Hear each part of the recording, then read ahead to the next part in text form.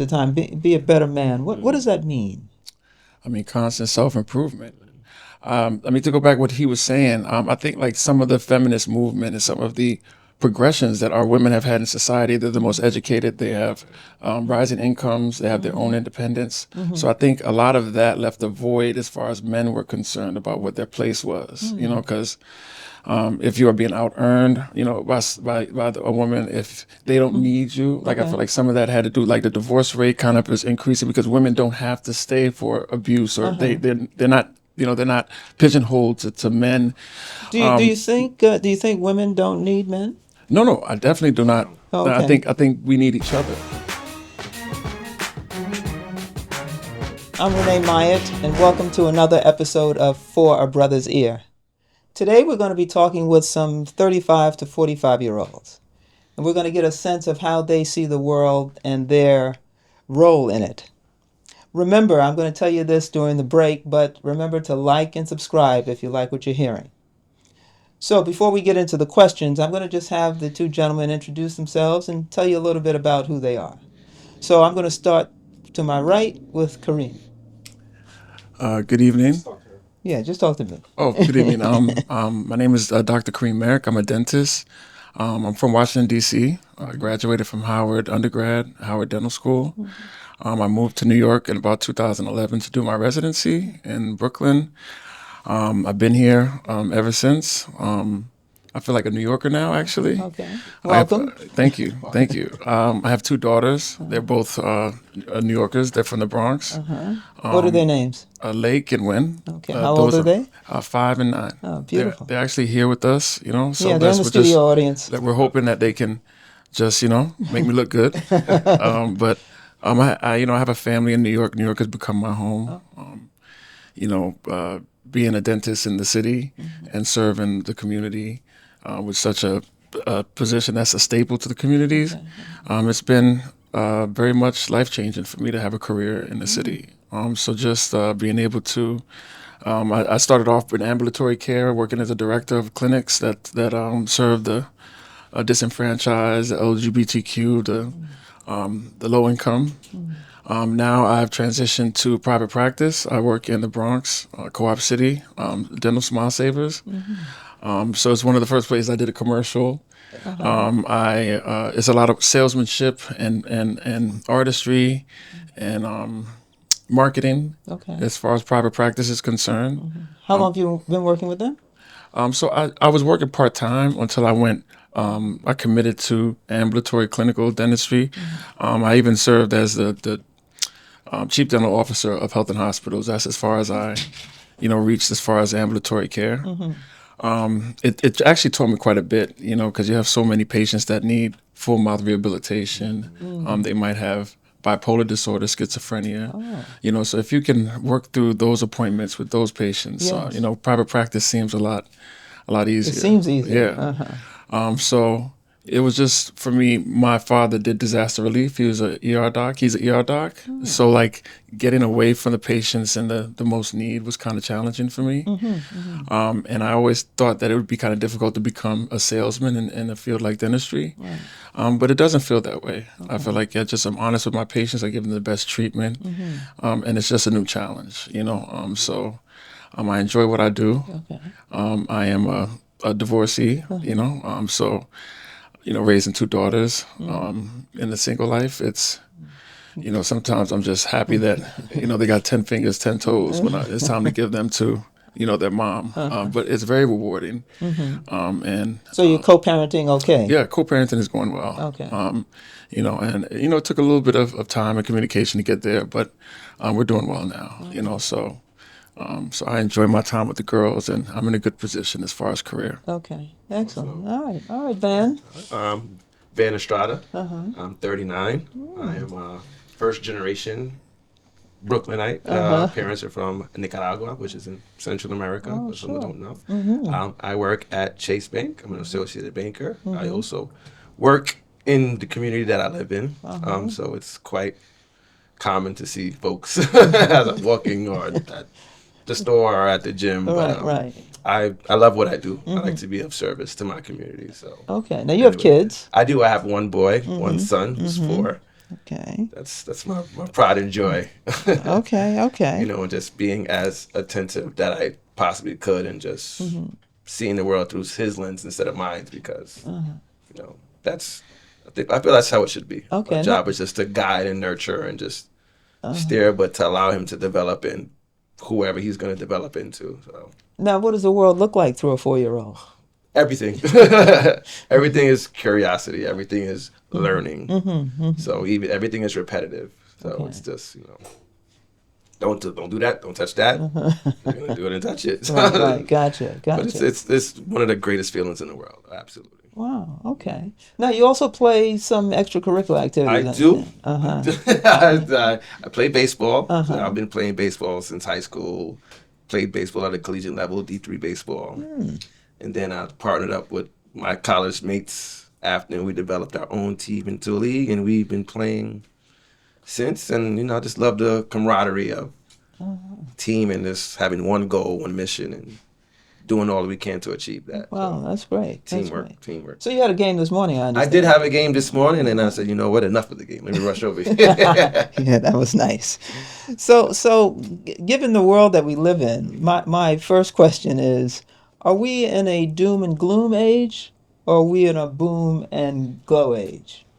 That's a great question. It depends on perspective. Okay, that's Doom a- and yeah. gloom. For the older generation, Okay. this may seem like everything is declining Okay. because they're not really able to grasp change. You know, change is life, in whatever direction that it's going in. It's just going to be constant change. Okay.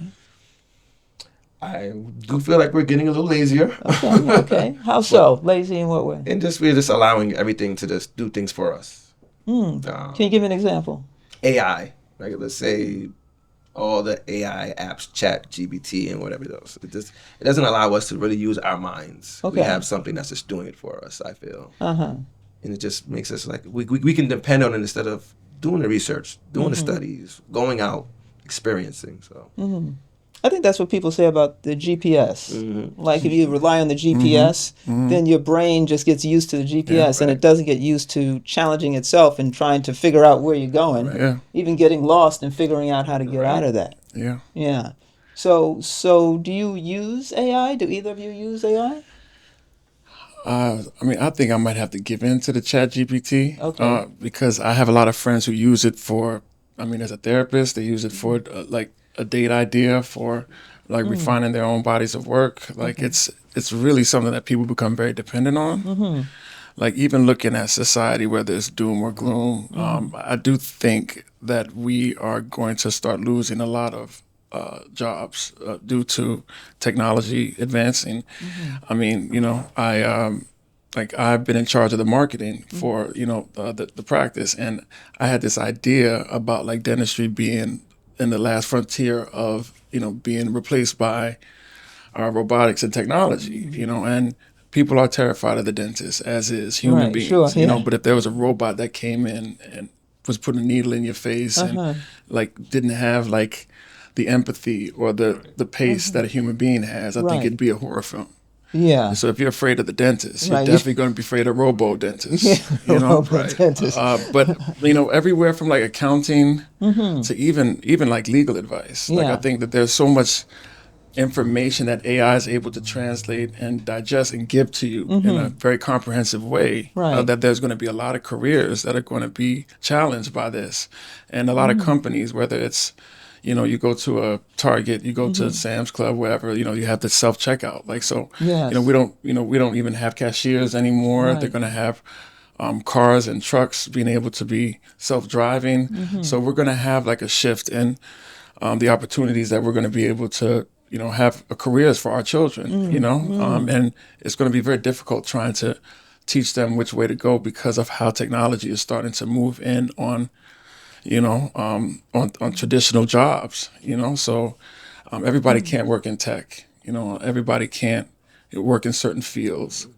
And I think there's going to be a disparity between how we're going to be able to sustain society when there are less opportunities. So I don't want to sound like it's gloom, Okay. but it is going to be a major adjustment period for society to be able to coexist with technology that's making it easier for companies to not have to worry about providing health care, providing, 401ks. Like, Right, if right. they can just, tweak a robot, every few months because with new developing software, it's easier than having to care for a human being and his family, So I do think that we're going to have to really sit back and know that technology is here, it's moving in, and how are we going to deal with this disparity of a void that's left with the opportunities that'll be lost because jobs will no longer be needed. Well, I think that's what you, in terms of the bank, because I see you obviously in the bank when I go there. And at one point, this is probably early on when they were talking about the ATM machines. Right. And the thought that I've had and that some other people had was that at some point they're going to do away with the tellers because you have ATM machines. Yeah. And so obviously the number of tellers has reduced in banks, primarily probably because of ATM. You probably can speak to that more. Yeah, absolutely. The ATM and the mobile apps, really, we're still there because of people there's still some products that they need to come into the bank, but otherwise, I mean, if you can transfer money from your phone, then what's the point of coming into the bank? Right, right. Your funds are going directly into your account. It's convenient. It's an inconvenience just to stay home. I can transfer my money from my bed, or I can pay this person, or I can Zelle this person. Right, right. I can make these deposits. I could, it's just conveniency. So why am I paying someone else when I don't necessarily need to? Right, right. Wow. So then if that's the case, if things are being cut back in terms of, like you're saying, at some point there's going to be no need for certain jobs. Right. So the question, how do we transition, right, into whatever this next level is? Maybe we don't even know what the next level is. I don't know.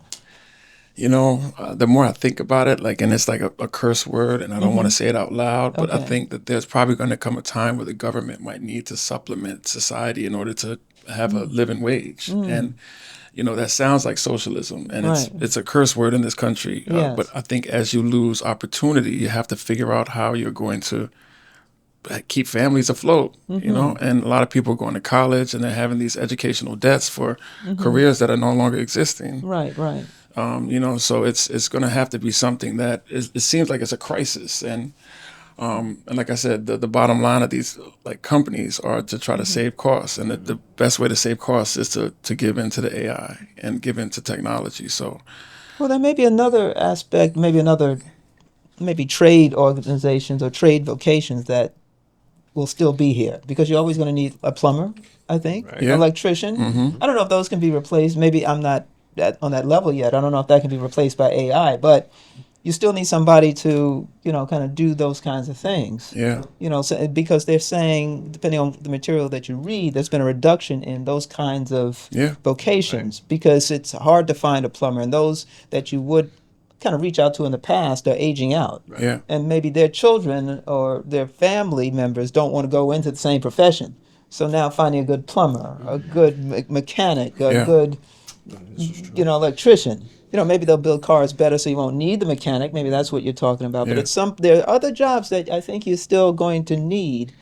And maybe Yeah. that's like I said, or maybe that level that I'm speaking to. Yeah, I mean, I had a friend who's she's a bartender, and I saw a television show where there was a robot, like a robot that was mimicking all the drinks, and they learned and computed from the best bartenders in the world, and they were making these amazing drinks. And I mean, that was one of those jobs I thought you needed somebody to be there to be Yeah. personable and, Yeah, and yeah, and get you to drink. But if they're moving in that field, I think that there's a big chance that some of these jobs might be high risk.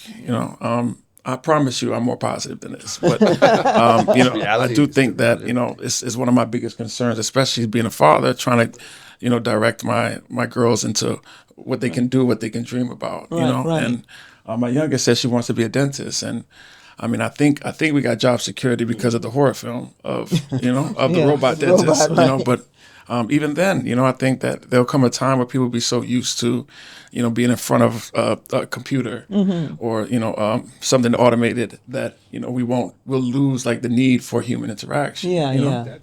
That's I feel that's already happening. Yeah. The youth Yeah. spend more time in On their the phone. Yeah.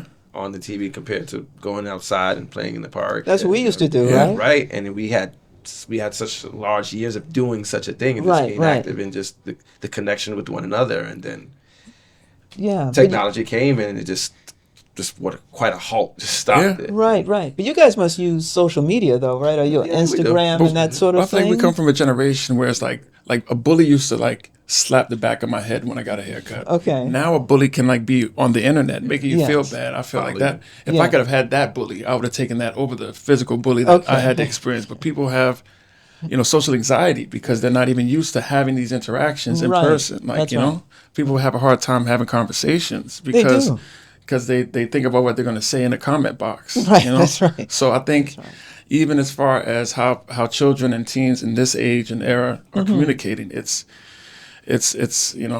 changing.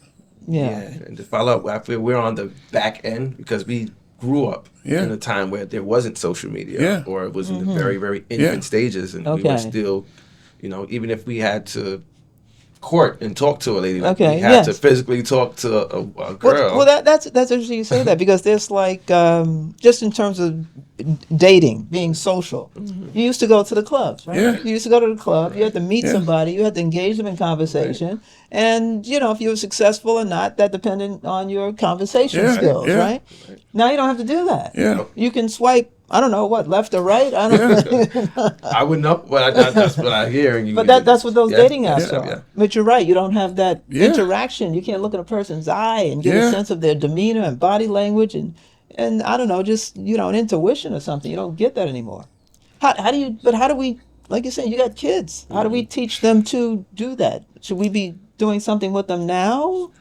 I think even I've had associations and even dating experiences where somebody would prefer to text over talking, and my thumbs just can't keep up with what I'm thinking. So it was just so awkward for me to not be able to assess somebody through conversation, and that being like kind of taboo, like where it's like text messages the easiest way to get a hold of somebody. So I think that is definitely something where even as far as kids are concerned, like sit down and talk to them about like how their day is going, experiences that they have, how they feel, because articulating your thoughts outside of a screen is like rocket science. So there's this young group of I think it's like 6 boys and a girl. I think they're out at the Midwest. They're called something crawlers, and what they do is they spend time, maybe once a month or once a week, I'm not sure right now, but they're on Instagram, and what they've been doing is going out into kind of the woods and exploring, and no phones, and learning to fish and start fires and that kind of thing. So when they started it, they were saying, okay, if we can get 800 followers, we'd be great. They're in 6 figures, people following this young group of kids, because they're doing things that doesn't involve social media. The old, the new way. This is the old-fashioned way. And they're just out, just having a good time. They're playing basketball. They're learning to build things. They're learning about nature. So that's what. And apparently they had started this on their own. It wasn't like adults told them go out and do this. So if we're to give, I guess our own kids a chance, then is that something we should be thinking about, getting them out in nature and that sort of thing? Absolutely. Or am I being too idealistic? No, I don't think so, because for us, we feel that it worked, and we can project on how things are going with the stats that we have, and once again, the social anxiety and just the lack of just human connection and human interaction. You can be speaking to 1,000 people on your phone, and yet you're home by yourself. Like the irony of that is really insane. And we had to fish for needs before. We were in the woods for needs and a survival, and we just completely got away from the survival tactic because we evolved. Right. But there was no need, so why continue to do that? But at the essence of it all, and I guess our human selves, right. We are survivors in some form of way. We have to adjust. We have to adapt. So. Well, how do you? Because there's so much stimuli around. How do you? Because you got young kids. At what age should your kids get a cell phone, if at all? Oof. I feel like I got girls. They might be 42 and not have a phone. I feel like the world is. Every time I turn on the news, I'm like terrified of the world that my daughters are inheriting. Sure. The way that people are able to solicit people on the phones. The one thing I do think that the phones are important, or the iWatches are important, is where you get to know where your child is. So I think the monitoring part of it is important. But just them having access to to the world. You know, like there was a point in time where like a boy in the neighborhood might have like a magazine, and all the boys would come look at this magazine at his grandmother. Now, I mean, it's right on the phone. Yeah, you just type in a few words accidentally. Yes. And you're thrusted into adulthood, Right, like, you know, so it's just so easy, you know, to be able to access all things. And you would think that that level of information would make for a more aware, mature, you know, a group of people coming up in society.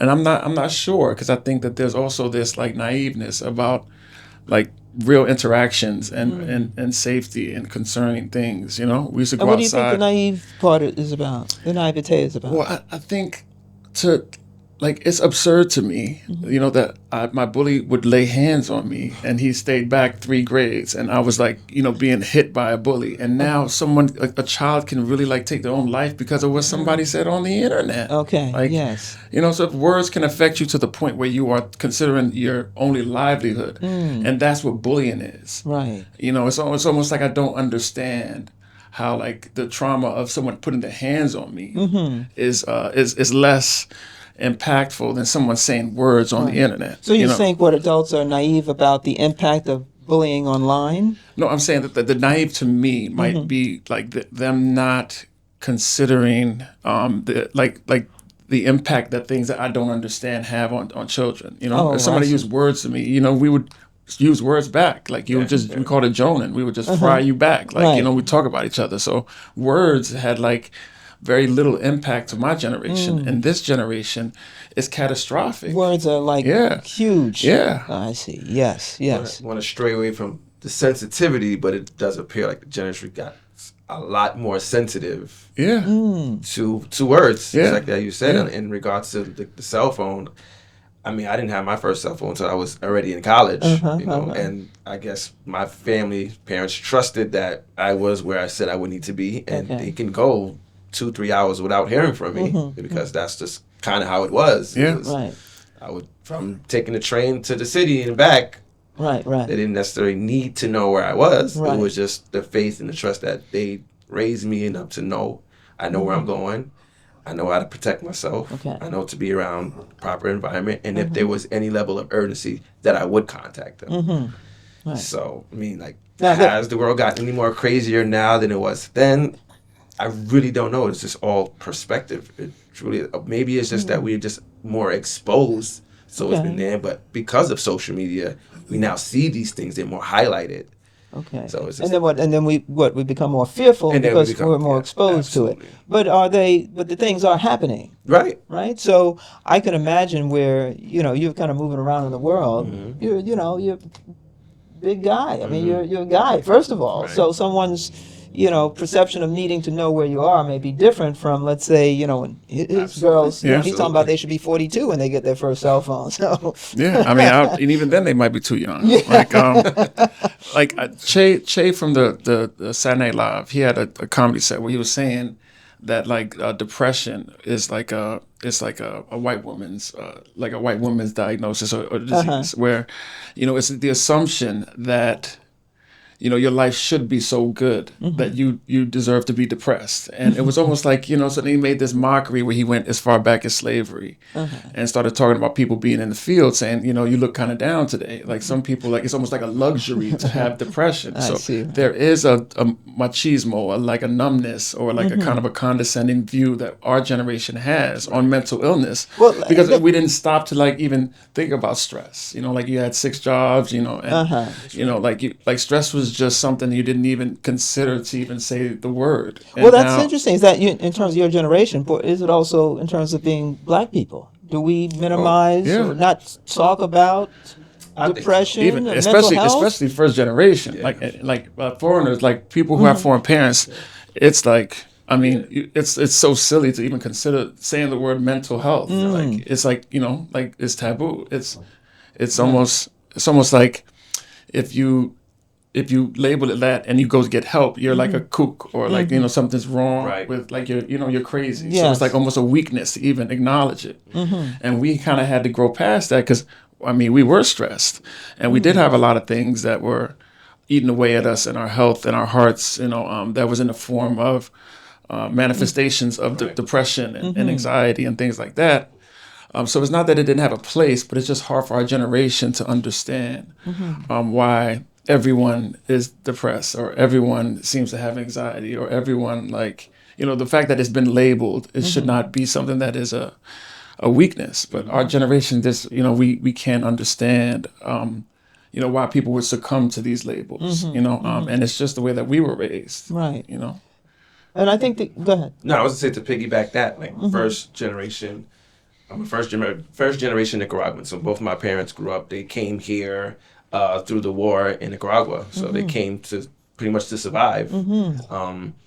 And me and my twin brother, I'm a twin also. We are the first to even just, I don't want to say that there wasn't a space, but it's about, like, I don't think my parents truly understood that, hey, how are you feeling? Like, your feelings matter, because it's that every day, nope, I got to get to what I need to do. I got to get to work.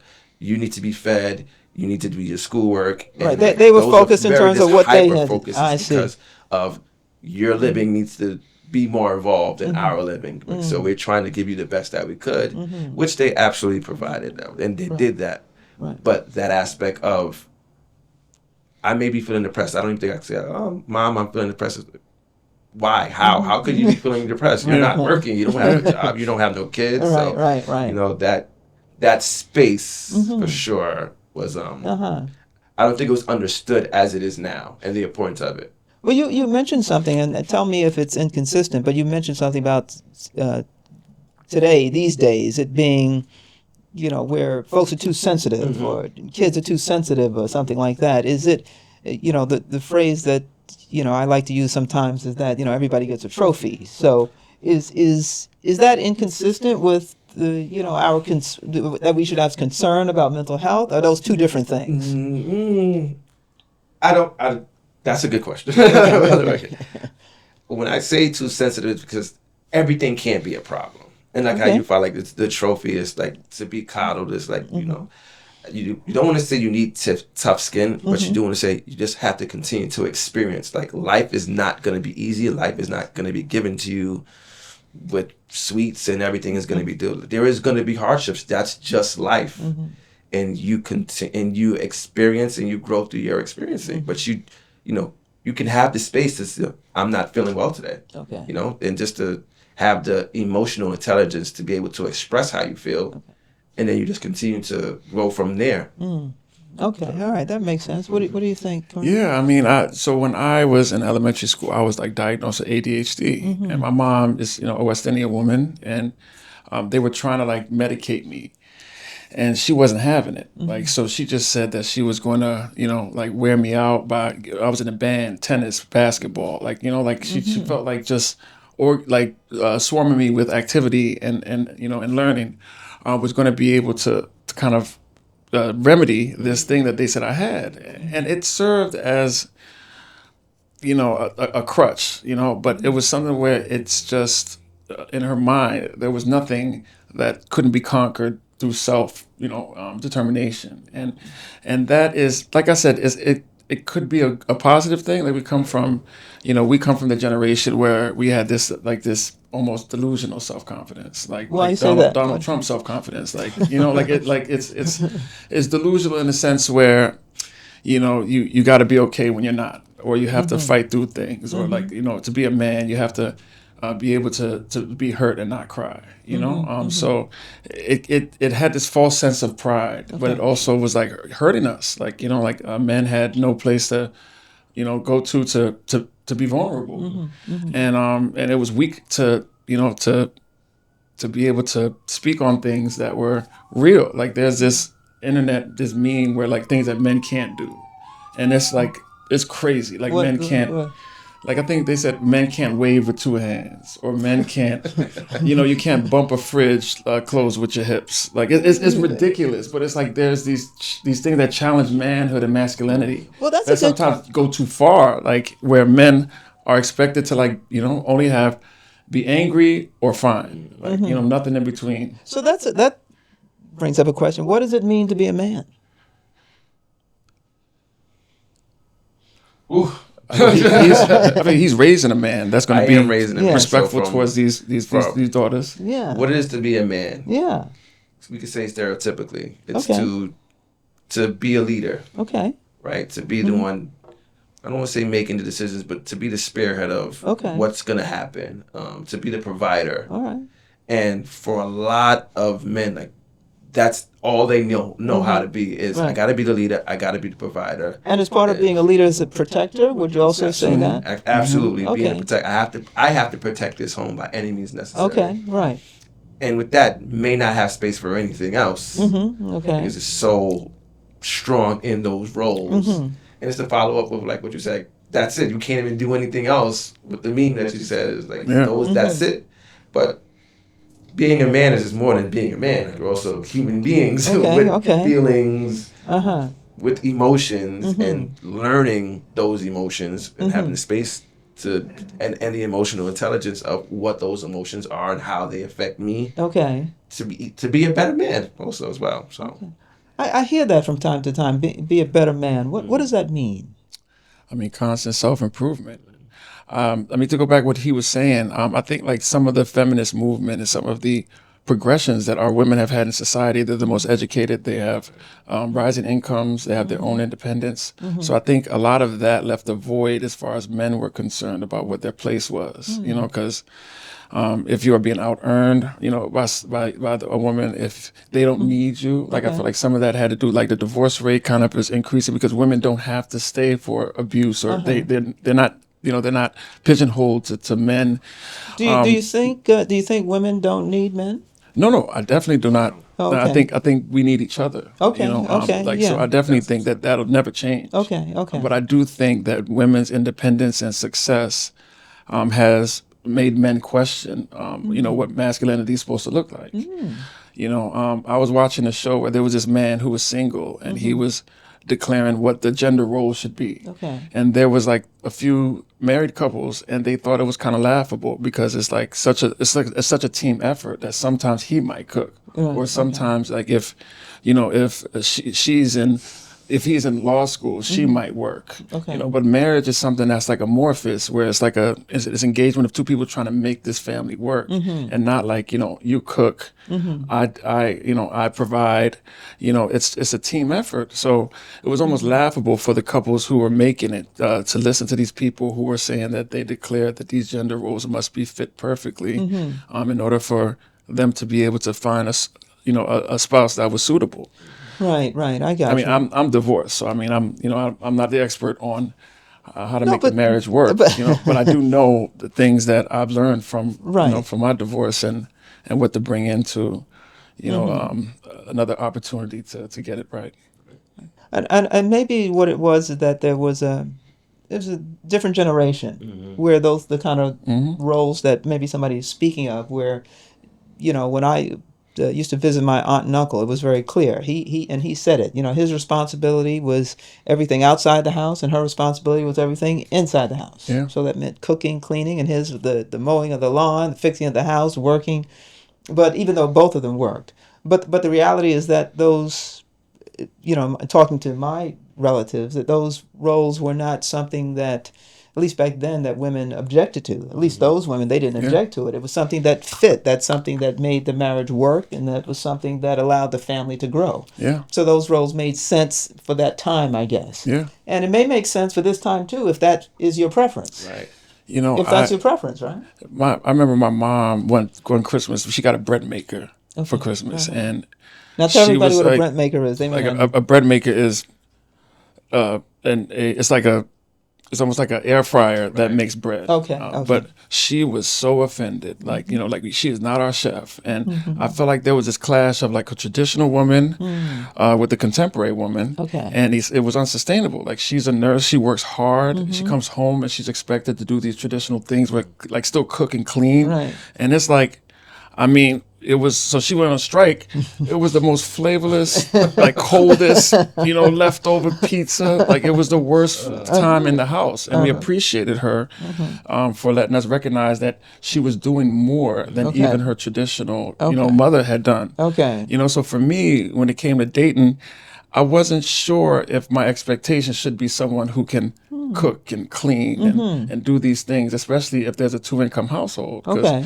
I mean, it's gonna implode. Like like women can't wear all those hats. Right. So there had to be this shift of what the roles were as far as men and women. And I think like men had the hardest time letting go of the fact that like I'm working like you, but I still need to be have something on the stove cooking, so. Well, So- do you cook? You know what? I post-divorce, I started doing this Blue Apron thing. Okay. I throw a little Larry Caesar salt on there. I feel like I got like 5 dishes that, There you go. like Wow. like 5. Yeah. I feel like, and I was proud of myself too. Restaurant so now. yeah, And yeah, a cook. yeah, man. I mean, because I would date people and they would say, my ex, did all the cooking. And I'm like, where are all these men chefing it up? And then why are women Right. knowing how to cook anymore? Right, Like, yes. so after a while, I was like, I got to try to play my part in the kitchen. And it felt good. But I feel like if my non-negotiable is going to be for someone to like be able to provide sustenance sometimes in the kitchen, Right. then maybe I could do Tuesday, Thursday with one of my 5 meals. Do you cook? I do cook. Oh. I mean, Are you a good cook? I would You like sound to, like it. I would like to think that I am with Okay. the 2 or 3 dishes, not 5. But the family eats though, Okay. and I get okay. compliments. Is there a favorite that wins over the family? There's a jerk chicken that I can make. Wow. That they like. Oh, that's serious. That's serious. Jerk chicken. It's That's all about the seasoning. Yeah. It's really all. I mean, that's pretty impressive. So if in the dating world, let's say, okay, you meet a young lady and you're saying, okay, she doesn't have to cook all the time, right? And you don't have to cook all the time. So is there like a third person that shows up to cook? Sounds like a lot of if you're outside. in his tax bracket, maybe.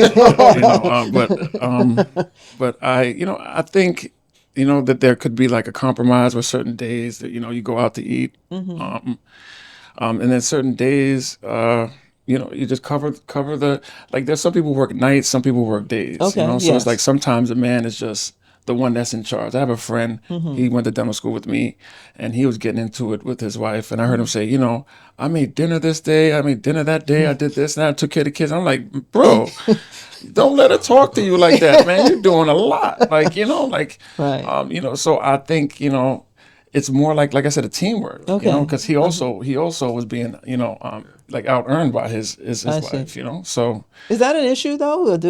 Are men like feeling they're emasculated because the woman makes more than them?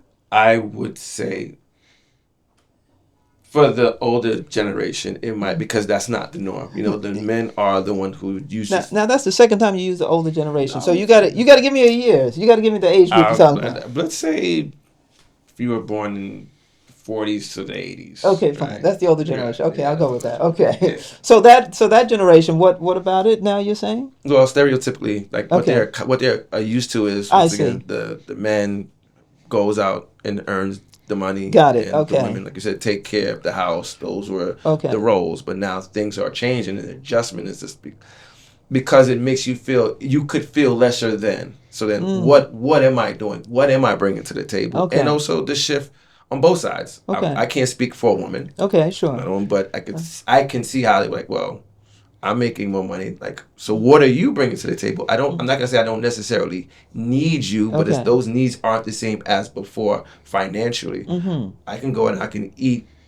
I could order food out all day. I don't Okay. need to come home and cook. Okay. I don't need to come home and cook for you. Okay. So it could be a challenge in just figuring out the changes of role, adapting to the role. I won't say change, but adapting. So right now, are you the out earn your lady? No, my lady out earns me. Oh, she out earns you. Yeah, Okay. she So are you not married? No, I'm not. Okay, married, no. but she out earns you. Yes, she does. Okay, and you're okay with that? I am completely okay with that.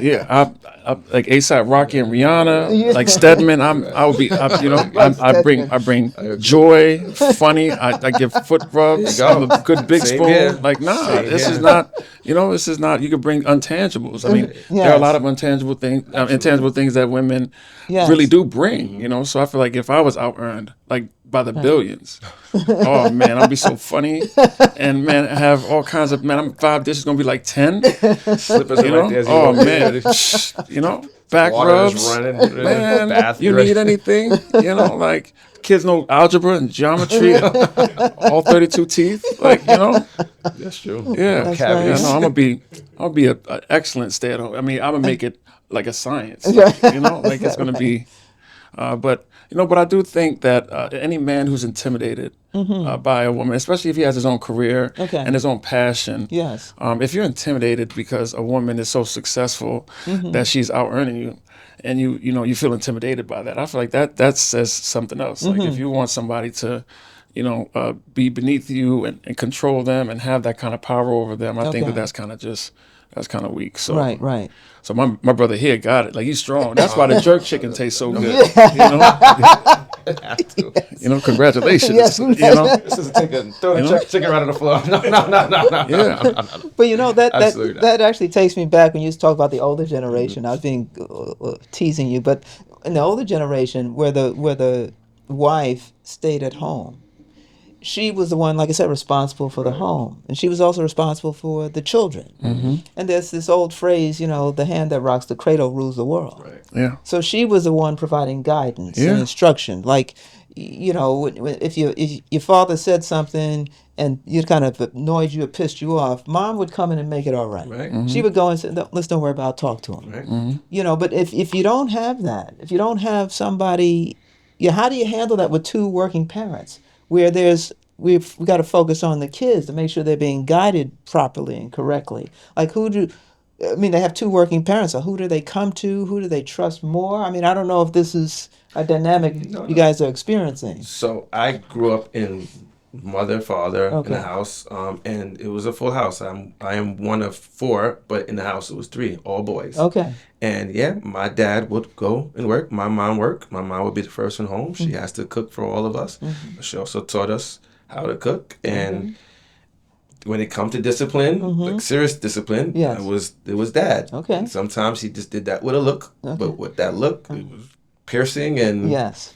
run to mom. And who I needed to talk to was mom. Those were that doesn't take away anything of what my dad did in the house. Okay. But that was just what it was. Right. So Okay. naturally just gonna be mama's boys, especially with all boys. Yes. Right. So yeah, that was pretty much. Okay. All right. Yeah, I mean, I think with my daughters, I was surprised that I had to be like the enforcer because I always thought I was going to be the soft fan to girls. Yeah. But there's this thing where like I've known a lot of like women personally enough for them to like tell me, what they've experienced in their lives. And I mean, if I have 10 women friends, like 8 of them have been like sexually assaulted or molested or something. My daughters better be in that too. Like, I feel like there's certain things where, I mean, I don't even know if they can have certain conversations with me. Like, I feel like if somebody's son broke their heart, which everybody's hearts get broken, it's like, what I'm going to do? You got to talk to your mom. Like, so it's like there's these moments where I want to be a protector. I want to save them from society. I want to, like kind of like be there when I'm not there. Sure. And it's like terrorizing, there's certain things that I know that they got to talk to their mom about instead of me, I feel like I might need you to have some bail money for me, because, you turn on the news and, you have racism and you have sexism. Yes. And I got black girls. Right. So it's like, it's just amazing when you like are in charge of caring for them and you'll see the news and you'll just see how these women can be villainized, how they could be like spoken about as if they were subhuman or like treated like like black women are almost objectified, that they're almost treated like objects, and so it's a harder road, and it's more that they have to go up against, and there's this feeling of normalcy when it comes to predatory behavior amongst our black women. Right. And I can't I can't stand. Like I have no idea where to begin. Like how to address So things. how are you raising them? How are you I raising the mean, girls? you can only raise them to be able to be communicative and understand their surroundings and identify danger. But you know, I had a friend the other day, and she was talking about how, you know, how fast these young girls are. You know, and I was like, you know, who's fast? You know, like 99% of all the ones that are built like me just taking things that don't belong to them, and you know, like I was like, you know, it's something about like, you know, the way that we as men are being raised and how we view, you know, women and how we care for our women, you know, and it's just, you know, it's just so aggressive and so scary out here, you know, that sometimes I really don't even know where to start, you know. Right. So Well, how are you raising your son? I mean, I know he's 4, but still, there's some Well, direction there. absolutely, the direction is once of just viewing him through the world and allow him to explore. We're not really at that point where we're communicating. It's just Okay. I just want him to be able to communicate his feelings. Okay. Like how is he feeling? Am I sad? Am I happy? Am I upset? And when you're going through these behaviors, why is it that you're feeling that way? So that's where we are right now. Okay. And of course, you know, we're just gonna go with the flow, but I just want to continue to have that father-son communication space. I don't want to say that's something that I lacked growing up, but I don't think my dad was. I'm gonna keep using the term emotionally intelligence to be like, Okay. son, like how you feeling, you know, and we can have that. Dad, I have this girl, or dad, I want my son to be able to come to me and share those things. And he could do the same with his mom as well. But he doesn't have to feel ashamed. He doesn't have to feel embarrassed. It's actually more welcoming and receptive and receiving to say, hey, dad, Now, help me out how here. would he get to that? How would he understand that it's okay to that you're approachable for that kind of That's conversation? for me to open up myself Okay. and to create that space Okay. with warm energy, to invite it to initiate conversation, and you know, and to reassert and reassure that you can come to me with these things. How's your relationship with your dad?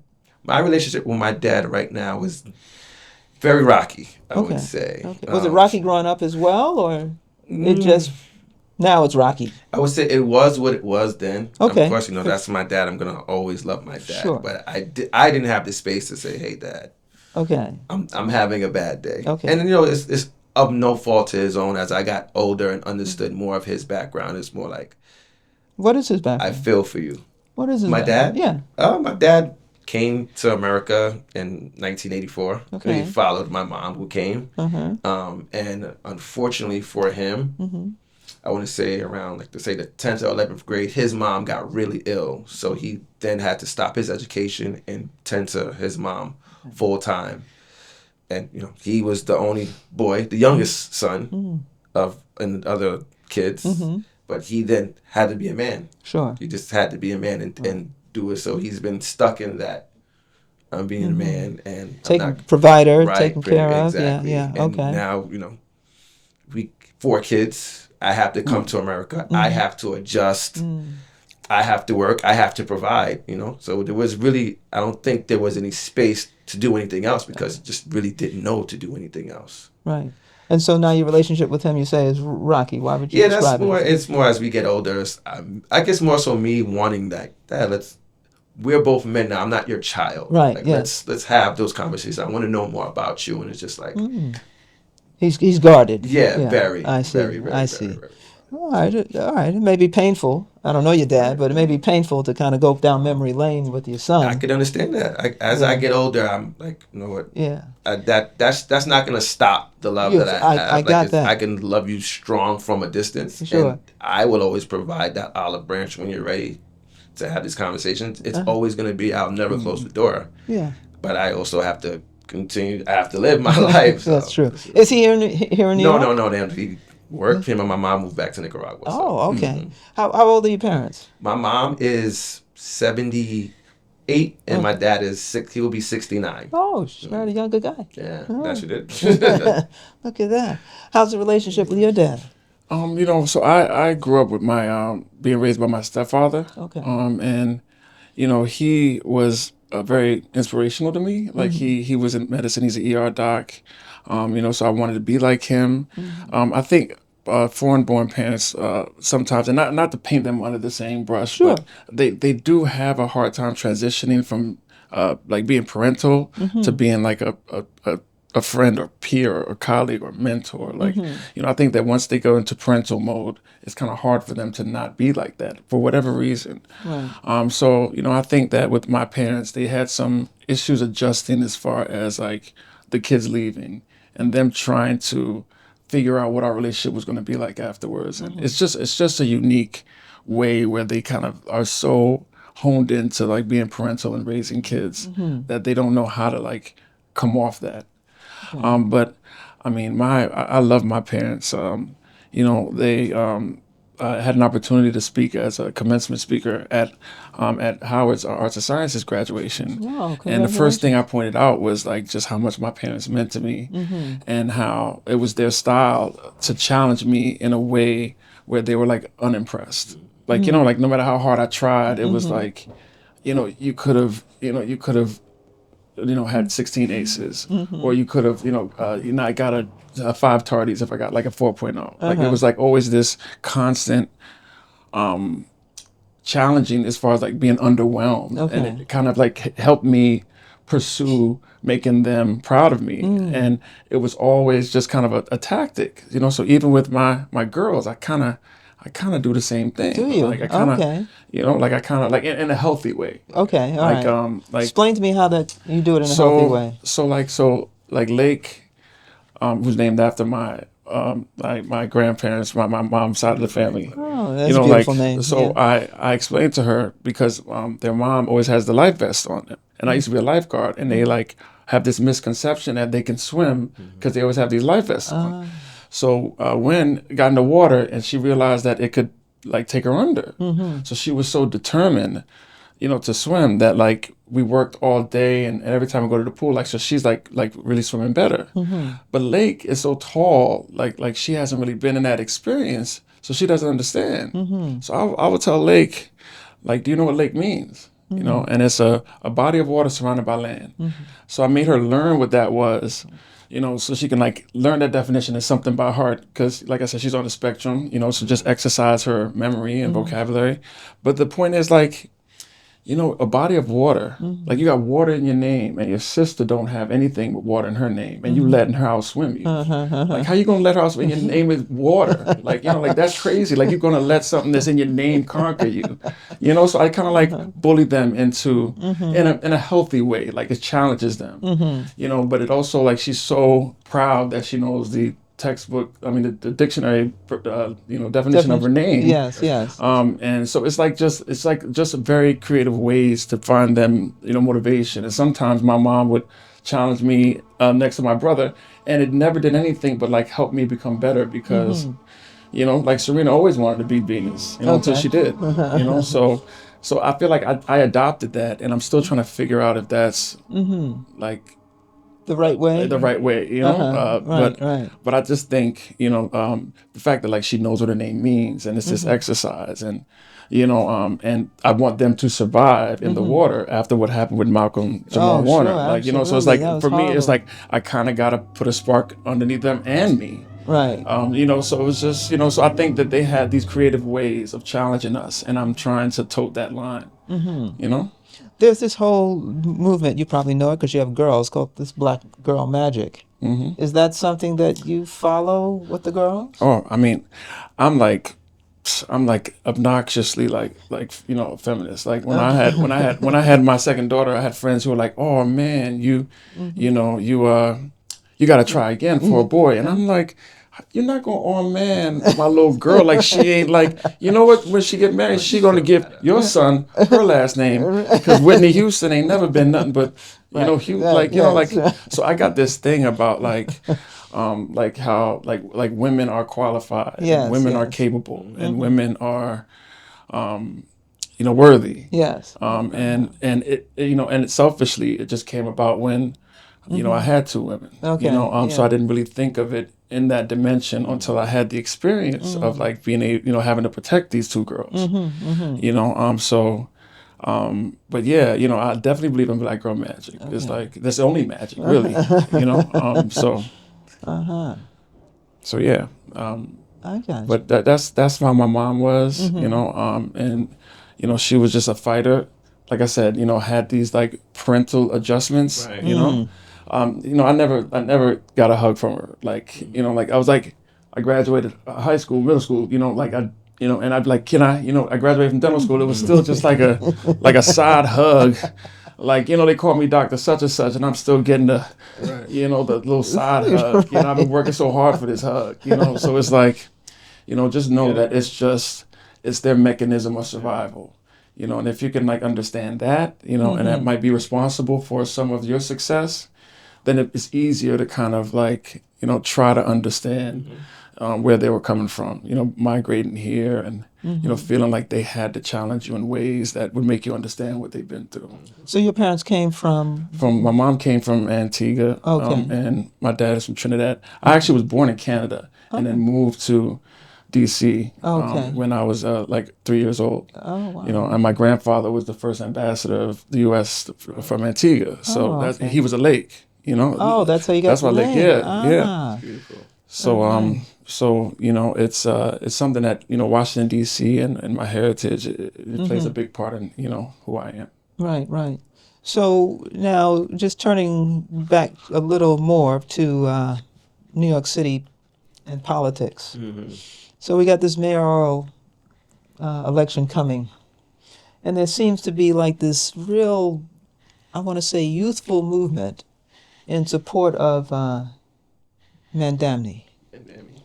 So you also have Cuomo running, Adams running, and Sliver running.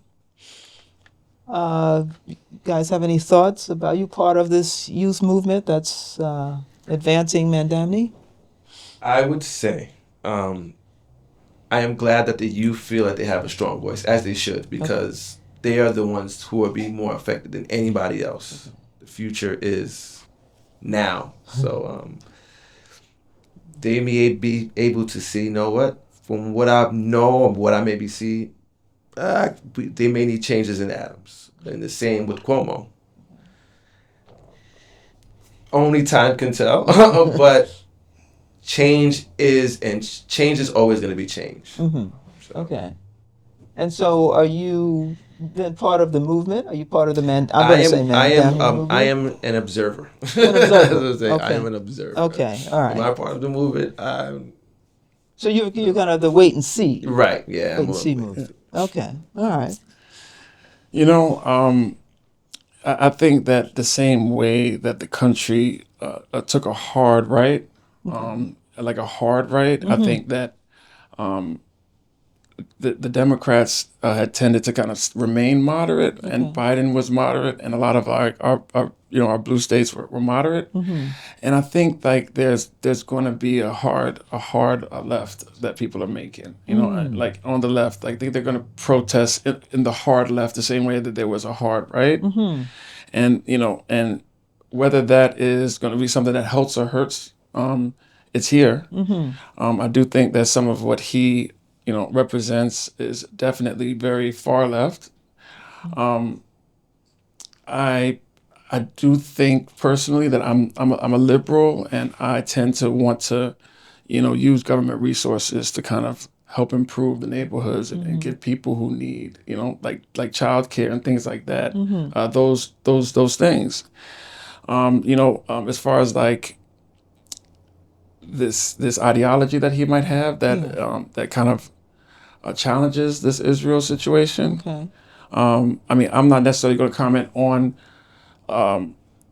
that entire situation, but I do know that when I was watching them have a debate, and they were saying, what country are you going to travel to if you are elected, the mayor of New York, everybody said Israel. Okay. Like everybody was just like, they're going to go to Israel.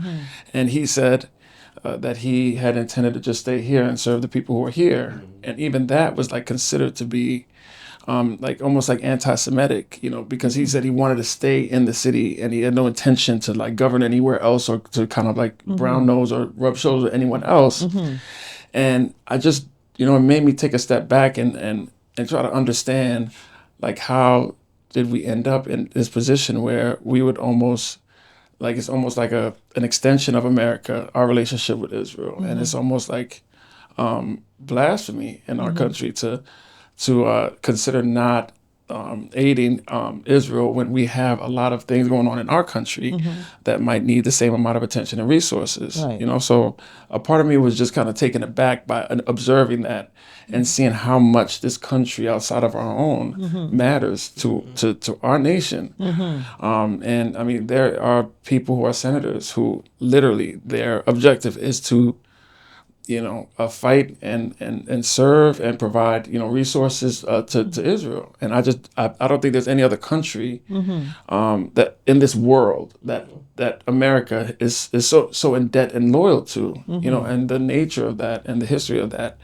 is very complex and more than I would be willing to give a stronger opinion on. But how we got here, having this loyalty, this unwavering loyalty. Almost like an American allegiance to a country that's not America. It's very, it's very interesting how we got to this space where we, like our bylaws, our governing, our resources are directed towards this one place. And so you think young people are questioning it now? I think more than ever. I mean, in a way that has never been so broadcasted. And so by questioning it, that's what you're saying, that by questioning it, some people are I want to say perceived, or at least other people think they are anti-Semitic, or calling them anti-Semitic because they're questioning. The question. Right. So that's I guess no different than at some point when you're questioning the U.S.'s role in something, whether it's war overseas or something like that. Someone would be questioning your patriotism. Yeah. So it's the same kind of thing. Yeah. And then once again, it's this generation. I feel more than anything is because the information era that we are. Okay. Is just this don't quite seem right. Okay. They're opening up their eyes more and more to where you can't tell me this is blue when I'm looking at it, like that don't look blue, and I'm just to go all right. It's blue. Well, you also there's more information available. Absolutely. So just because how many times you've probably been out to dinner or with friends and they say something, right away you reach for your phone to Google it to see if the information they're telling you is correct. Yeah. So I think that's available out there. Yeah. But the interesting thing about New York is that New York, I may be incorrect on the statistics, I don't know the numbers, but it has the largest Jewish population in the country, New York City. So it's not too surprising that the mayor of New York or mayoral candidate says my first stop is, of course, is Israel. Yeah. And so when you speak about change, and change, you're right, change is always going to come. There's a huge song that says change is going to come. So what happens is the question becomes, with Mandamini being a socialist, and he's raised his hand, he's not shying away from that. A socialist who wants to be mayor in the greatest city in the world, certainly the financial capital of the world, a socialist coming into a capitalist city, is that feasible? And the capitalist city that's worth the most out of any city in the country. That's right. Yeah, it's are folks being a little too idealistic about him? Only time will tell. Yeah. I mean, but here's the thing: the time is coming. Time is in November. So if you vote, that the question becomes: we're having the conversation now. He's running now. He should be out, and he is out campaigning, like the other candidates are campaigning. The question is: does he get? I mean, you don't have to tell me how you're going to vote, but does he get the young people's vote based on him being young and suggesting these different ideas? I mean, he talks about free rent, free grocery stores, that sort of thing. And the question I've always asked is, who's going to pay for that? Yeah. And when somebody says, okay, the wealthy, well, if the wealthy whoever that is, if they make a determination, okay, we think we're going to leave New York and go elsewhere, then those who are remaining become wealthy. You become wealthy, you become wealthy. So now you're the guys paying for those free things. That's what's on the table as far as I see.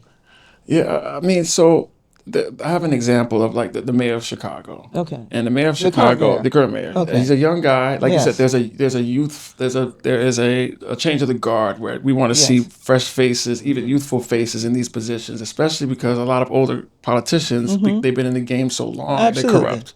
So the youngness I think represents this unstained, like optimistic character in politics, right? Yes.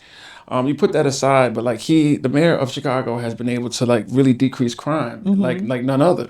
And his objective was to invest in the community and supportive structures that would help support communities so that they could, stop crime. And they never thought that the two would parallel, like that one aiding in one area would have a consequence. I mean, a product of lower violence.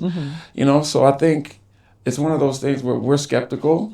Well, has the mayor of Chicago talked about free No, buses and free grocery stores? But he's talking about redirecting monies from like let's say law enforcement to the community, which is kind of like it's like the first base of where our mayoral candidate is on third is sliding home. But redirecting Is that the funds, same as defunding the police? Is that when you're redirecting? not defunding. Like I think like just putting rerouting monies to kind of like support more community-based things. Like now what is being extracted from? Where is that coming from? Is it money that he had to generate or take from more tax dollars? I'm not sure that I do know that there has been proof that he has been effective in bringing a city that has been number one in crime for many years, down to record numbers. Now, socialism, like I said before, I think it's a very complex and anti-American word. I think that it's something that is going to have to be brought to the surface in about 20 years of this development, like I said, of technology. Like there's going to have to be a consideration of where we are going to, how we're going to help society, because there's so many things that have been taken away as far as job opportunities with technology. But you don't think America is going to become a socialist country? No, I don't think, I don't want it to. I hope not. But I do think that it's going to be very difficult for everybody to be working on a computer software. They're going to be programs that are going to make the software. There's an artist that Timbaland has, and he has an artist that's AI. Like, is she the singer? What's his name? What's the artist? I forgot the name, but it's like he has an artist that's an AI artist, and he's I see an AI artist. I see. But he's a producer. He's taken away the soul of music, and I think that is something that is just going to be a consequence that we're not realizing how easy it is to save money, how people are going to gut some of their businesses. Saks just bought Neiman Marcus, and retail because of Amazon is really been suffering. Yes. Like I've gone to malls in Jersey where it's like ghost towns, so these are things that we're going to have to consider. And socialism, I'm not saying is the key, but there are less opportunities today than there were, back in our times. Well, I don't know. Maybe I'm too much of an optimistic, but I think change always comes, and it comes in waves. Right. And so what happens is that in terms of AI, in terms of something has to be done, we have to look at it and that sort of thing. But it's like, even if for some reason there's, I can't imagine it, but let's say free grocery stores and free buses and that sort of thing. And if somebody wanted to support that, at some point that is going to change. Because that's to me, that's like vinyl coming back. At some point, vinyl was when I was growing up. Yeah. And now it seems to be back. It seems to be a lot more expensive, but it's back. It's found its way back. So I don't know that, and this is New York City because this is where I live, so this is where I can speak to. I don't know if, I could be wrong, and folks may prove me wrong in November. I don't know whether or not New York City is ready for that. It may be. Yeah. It may be that maybe. And as somebody put it, I was listening to the other day. Actually, it was George Will. Okay. He was saying that maybe what's needed is for somebody like Mandamni to win, to kind of blow it all up, right, in order to create something new or get back to something old that's Yeah. more sustainable. I don't know. Or let's say he doesn't win, he gets close. It's just now the idea is sparked for the next person to come, Yeah. tweak it, and for New York City to say, "This is coming, whether you like it or not." We were close, so it's coming. So Oh, it's okay. time to start being prepared. Doing something, Yeah. right? That makes sense. I mean, whatever your views are on Adams or Cuomo, your views are. Right. But what you're saying is that some change is needed. Right. Some change is needed. So let's kind of transition to speaking of change. There's we got President Trump, and he's 6 months in, and that's a short time, and he's got 3.5 more years to go. So, what are your views on what he's done so far in 6 months? Pros, cons, all pros. I feel that Trump's voice and antics gets more in the way of what he's actually doing. I can't tell you what he's doing, but I can tell you what I'm hearing. And Okay. What are you hearing? It doesn't appear, just even engaging in social media with regular folks. You feel that you are the sitting president. There should be more of a focus on what it is that you say that you are going to do. Okay. And that's just speaking louder than doing what you said you were going to do. Got it. I think you may be speaking to Charlemagne the God. It could be anybody. Yeah, it's anybody. It's like, but you're the president. I think you should be focused on something else other than, Especially like there's so much stuff in the world. Yes. Forget about the world. There's so much stuff in America. Let's focus on America. That needs to be. We have poverty. We have lack of health care, which is big. We have like more and more people are spending, and we're not getting. I'm sorry, what I'm trying to say. The value of everything else is going up, but yet like job opportunities are lesser and lesser, wages are lesser and lesser, the cost of living is higher. It's not easy. Right. How are you helping? This is why you were put into office, for those who voted for you. Right. So it's just 6 months. So when the Supreme Court had ruled that no sitting president could be criminally charged or indicted You for got anything, immunity, right? like I wasn't worried about Biden taking advantage of that. Like I wasn't worried about even Kamala taking advantage of that. I was worried about what that would mean with the Trump presidency. And when I saw him like cutting a ribbon for his golf course in Scotland, I just have never seen a president continue to be a businessman in his own private life, and there's no consequences now. So I think he can have the Trump gold card, or he can he can do things that we've never seen done because there aren't any repercussions or oversight. So I think that part of it, that component, is really a big component as far as his motivations now. As far as the possibility that he is seeking his own personal investments and his own personal wealth as a priority to the nation's secondary. I think that one of the things that he's more skilled at than I think President Obama was is I think that anytime he makes any little decision or does anything, he's the biggest cheerleader, for his own anything he does. Anything he does, he gets in front of a megaphone and he announces it with a lot of pride. Right. And I think Obama was not. I think some of the things he did not necessarily have to broadcast it. It was on to the next thing. So I think there's a lesson to be learned about being your best mascot. Because no one speaks more highly of Trump than Trump. Right. So sometimes it might be even difficult to know what the successes and failures are. Because even if the job numbers are low for one month, that person is out and you got another person in, and nothing but charts and graphs that are going towards the skies. Right. So it's kind of hard to determine his success or failure because everything is described to as a success. Right. And it's interesting you say that, because I was going to ask also about just black politicians. So I'm glad you brought up President Obama, which is, could President Obama have done what Trump does in terms of being his own cheerleader? So I think President Obama never had all branches of the government. Like he has the House, he has the Senate, Yes. everyone's worshiping him. Yes. Like he has a blank check, like Yes. to do whatever he wants. There's no resistance. You know, I don't think Obama was like really held up by the other two branches of government, especially Right. you know when he, after his first after that first term. Yes. He really had a very combative Senate, where he had to end up, just pulling out the pen with executive orders, which is what even Trump, on top of having all the houses answer to him and give him what he wants, he also does this executive order thing. So I mean, do I think that renaming, some of the bases, back to the Confederacy that lost and had traumatized black people with I mean, obviously, to me, those are not successes, but, when it comes to even ICE being able to have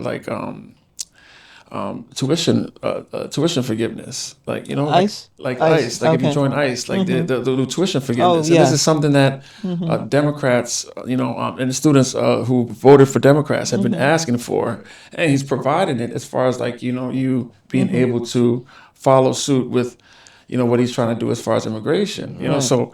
I think, as far as what his agenda is, and what he's sought out to do in the first 6 months, I think he's been as successful as he as his agenda.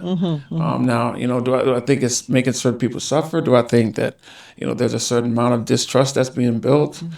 Do I think it's best for the nation? I mean, I think that's to be determined, but I don't agree with a lot of things that he's been doing, but he's been as effective as he can be as far as moving his agenda. Right. Now you mentioned ICE. So you guys impacted at all, or family members impacted by ICE? So I'm a president of a Nicaraguan international softball tournament, and for this year, this is the first year that we've had to postpone it due to the potential of ICE, because we were going to have the tournament in Miami. And we've seen that there's a lot of Miami communities that are affected, and we just didn't want to put our community in that position, because really all it takes is just one person to say, hey, we feel like we have some immigrants, and we just didn't want to put our patrons in that position, patrons or our players at all. So I can say that was the first time that I had to sit back and go, wow, I have been affected by such a decision. Right. Now, do you know people who are kind of walking with their papers, if you will? I mean, I have a niece who came in with sponsorship, and she's told me that she's got stopped twice, and they held her for a couple hours.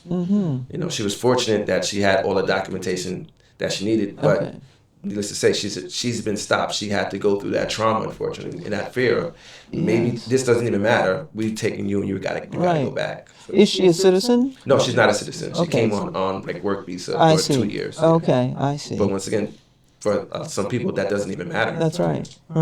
And does she live here in New York? No, she lives in Miami. Oh, in Miami. I see. Yeah, I think it's very strange, and it doesn't get talked about enough. But when Trump's rise to political fame came with him questioning Obama's citizenship, because he was a son of an immigrant. Right. Like Trump is the son of an immigrant. No one's even he's also the son of an immigrant. So for there to be this long-standing, America first, true blue American is you are the son of an immigrant, just like Obama. So I'm not understanding why German immigrants are considered different than the African ones, and Reason. so I feel like it's strange to me, and It's interesting you say that doesn't get talked enough about. Are people aware? I think even if they were aware, I think where his father's from, it just is not considered, an unsafe, get out of this country type of immigrant. I think it's so. But it's just remarkable to me how he can Obama can be this suspect, questionable human being as far as his Americanism, and then Trump is this. He comes from the same lineage of someone who came to this country, not from here, So, but go figure, Yeah.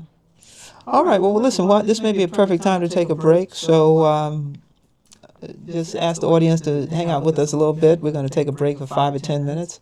Remember to like and subscribe, and we'll be back shortly. His arm is like very Angela Bassett. Like it's like you are Oh. just particularly cloud over here. Like I'm very proud of you. I'm very proud of you. Like you know, yeah, I was like, man, this is like a superhero.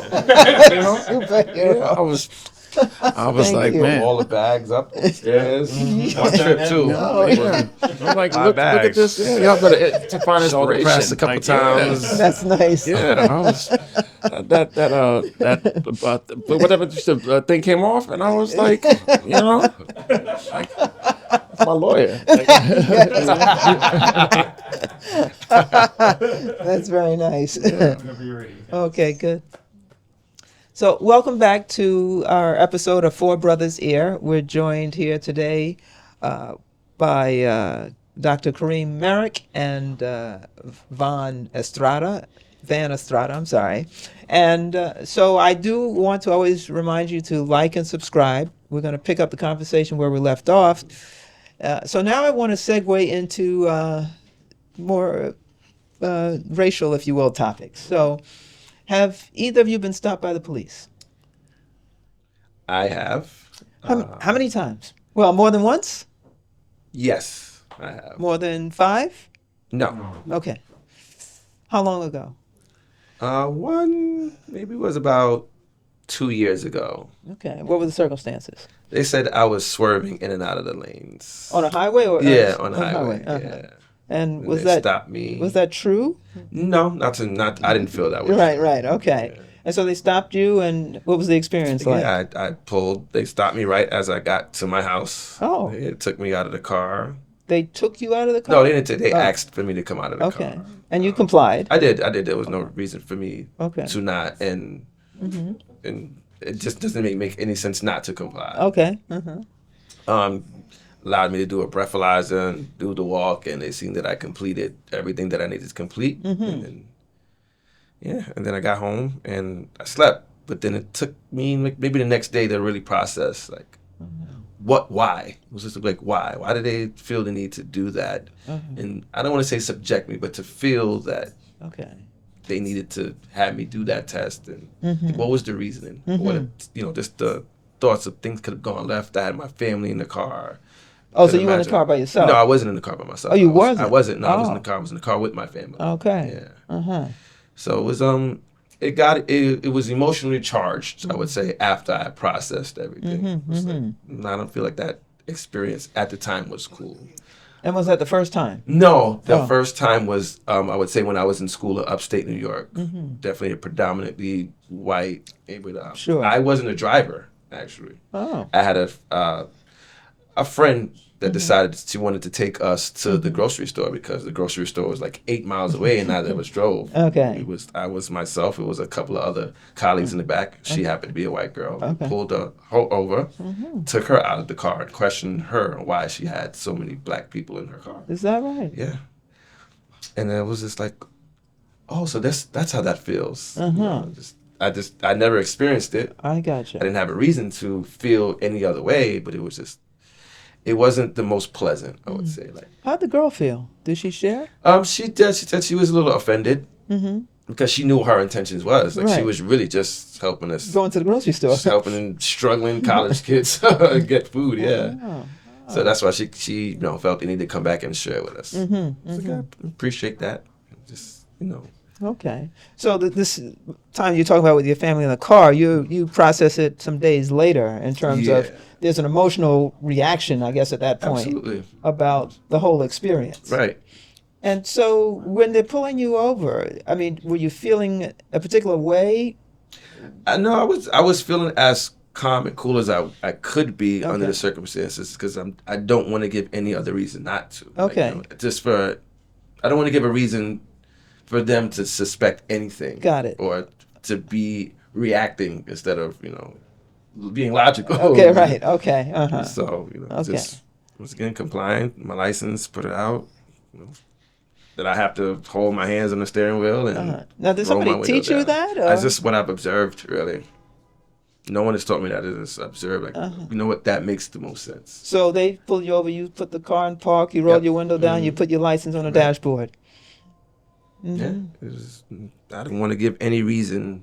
Yes. And it's just, that thought came to mind, like, that's sad that I have to do all of that, because you may feel that I'm giving you a reason to shoot, or you feel that I could be a threat to you. Right. When ultimately I'm just doing what you're telling me to do. But the fact that you have to go through that litany of put the car in park, roll the window down, license on the dashboard. Right away. You turned on the dome light inside the car too? No, that's another one. No. If it's nighttime, if it's dark. It was nighttime too. It was raining. I took me out the car in the rain, and it was like,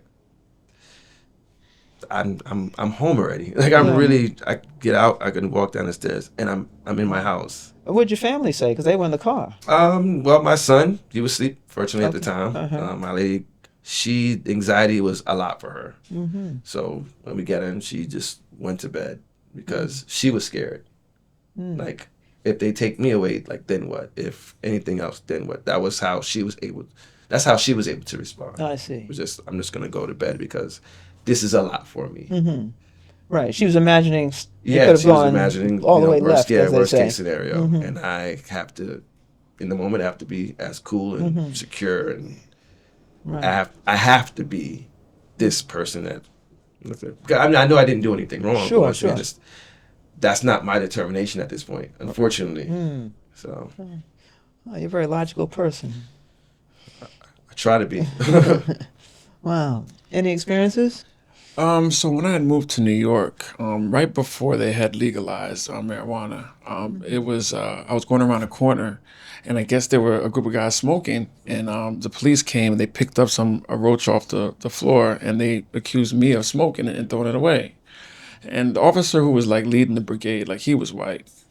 And I mean, just the way he was speaking to me and the allegations, I grew up in DC. It's like Chocolate City. I mean, I heard about like racist things, and they probably have happened to me, behind closed door. But I was like outraged, like, that this was racism happening to me. Like, I was just like, this is like, it's finally here. Like, so I was like so shocked, and they put the handcuffs on me, and it was a black officer with them, and I was just looking like dazed, like I can't believe I got handcuffs on me, and I was in the back of the car, and they had asked me like, well, what did I do for a living? And I was like, like, I'm a dentist. I run 2 clinics. I'm on faculty at NYU and Columbia, and they started laughing at me. Like, they were laughing at me because I mean I had on like a hoodie, but they were laughing at me until they went through my wallet, and they saw the IDs, and they let me go. And then I got this PBA card from one of the officers who was black, who felt bad. But I was like, I can't believe racism is happening to me right now. Like, it was, I worked in the Senate, and I told my mom that there was a guy who sounded presidential, but his middle name was like Hussein. So this country would never, like, nobody named Hussein. So like, I had thought that we had turned a new leaf, and then for him to just do that, I was just like so outraged. It was almost like I outraged myself it's like I became a Karen or something. It's like I just couldn't believe it was happening to me when, I mean, it happens all the time, but. Was that the first time? That was the first time I ever had handcuffs on me. I got pulled over when I was, like, I might have been going a little bit faster than I was supposed to. I had scrubs on. It was COVID. The officer said, was I headed to the hospital? I said, yeah. So that was a more favorable time. Like, sure. But the handcuffs. But the handcuffs, I couldn't believe it was happening to me. I never had handcuffs on me before. And, so they pulled you. They were in a car and they pulled you over. Yeah. And they tell you what? Get out of the car. They said, were you smoking? And I was like, no. And then they pick up something off the floor, and they like direct it towards me, and I'm like, what does that mean? Like, and like I said, there was a white officer. He was leading the brigade. There was another officer who was black, the one who sent me the PBA card. And he just looked kind of embarrassed for his colleague, but he had to keep rolling with it. Yeah. And I'm looking at him like really, Right. So I think he had a sense of guilt about the situation, and it's just, it's just amazing how people can kind of be apathetic, towards a colleague, like treating somebody that way. Right. And then, I mean, the laugh they had when I told them I was a doctor such and such, I mean, it came from their gut. Like, they was really, like, they were really, like, that couldn't be. It was like, Yeah. So when they went through your wallet and they saw the ID, did they stop laughing? Or? Yeah. No, he showed his colleague, and it was just like, I mean, it's like they saw a ghost, Like, it was like, I was one of those, like, I'm going to tell them, you know who my dad is, type of thing, But I was just telling them the truth. Yeah, like, know? So, but the way that they had laughed, like, as if I was coming up with something to try to, get out the situation, And so how did that make you feel, though, them laughing like that? I mean, for a long time, I would come into an operatory and they would assume I was the assistant. Or if somebody sees me on the street with scrubs on, they'll assume I'm like a nurse. And no disrespect or whatever, but I guess the default is, there's no way that you could be, like a doctor, So it was something I was kind of used to, but I didn't think it was going to, like, get me out of the situation. Like, I thought they were just, like, too far ahead of themselves, and they had the handcuffs on me. Right. I didn't think they were going to go through my wallet and then be humbled and let me go, let alone send me a PBA card. Right, exactly. But so when you got when they told you to get out of the car, they immediately put the handcuffs on you? No, once they said that this belonged to me, they just put the handcuffs on me. And I didn't understand, like, what was going on. And, but I do think that there was a sense of humility and humanity when I had got that PBA card, sure. Because it was mailed to you? It was mailed to me. Yeah. And you knew who it came from? It came from the black cop. And I didn't even know he, like, remembered my name or knew where to send it. But he had a long letter in there. And it just kind of gave, like this humanity to, this law enforcement that we constantly kind of, just judge and criticize, But, sure. But yeah, it was just a lot when I was in the back of that car, and the handcuffs were all cold and they were hurting my wrists, and I was like, man. Oh, they even put you in the back of the squad car? They put me in the back of the car. Yeah. Oh. It was like So they were on their way to taking you to the precinct. Yeah. And and like I said, I didn't think that, after they did all that, I didn't think that they would look in my wallet, see something, and then decide to, like, let me go. Right. I didn't think that they would have that kind of humility. Right. So I was just glad that, that they had some sort of consciousness. But, had I not had the title or, then I would have been...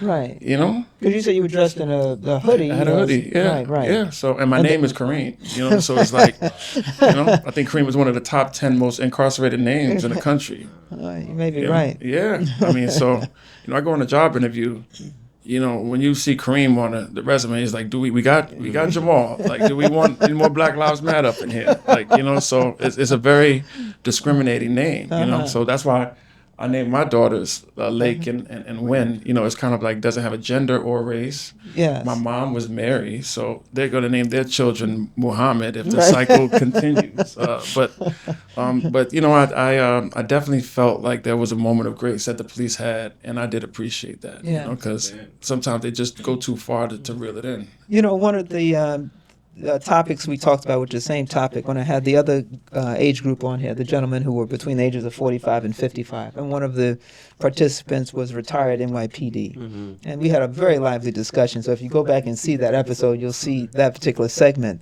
And one of the things that one of the guests was a CPA. And he had said that I asked the same question about being stopped. And not only were they stopped, but they had adult children who were stopped, children in their 20s. Yeah.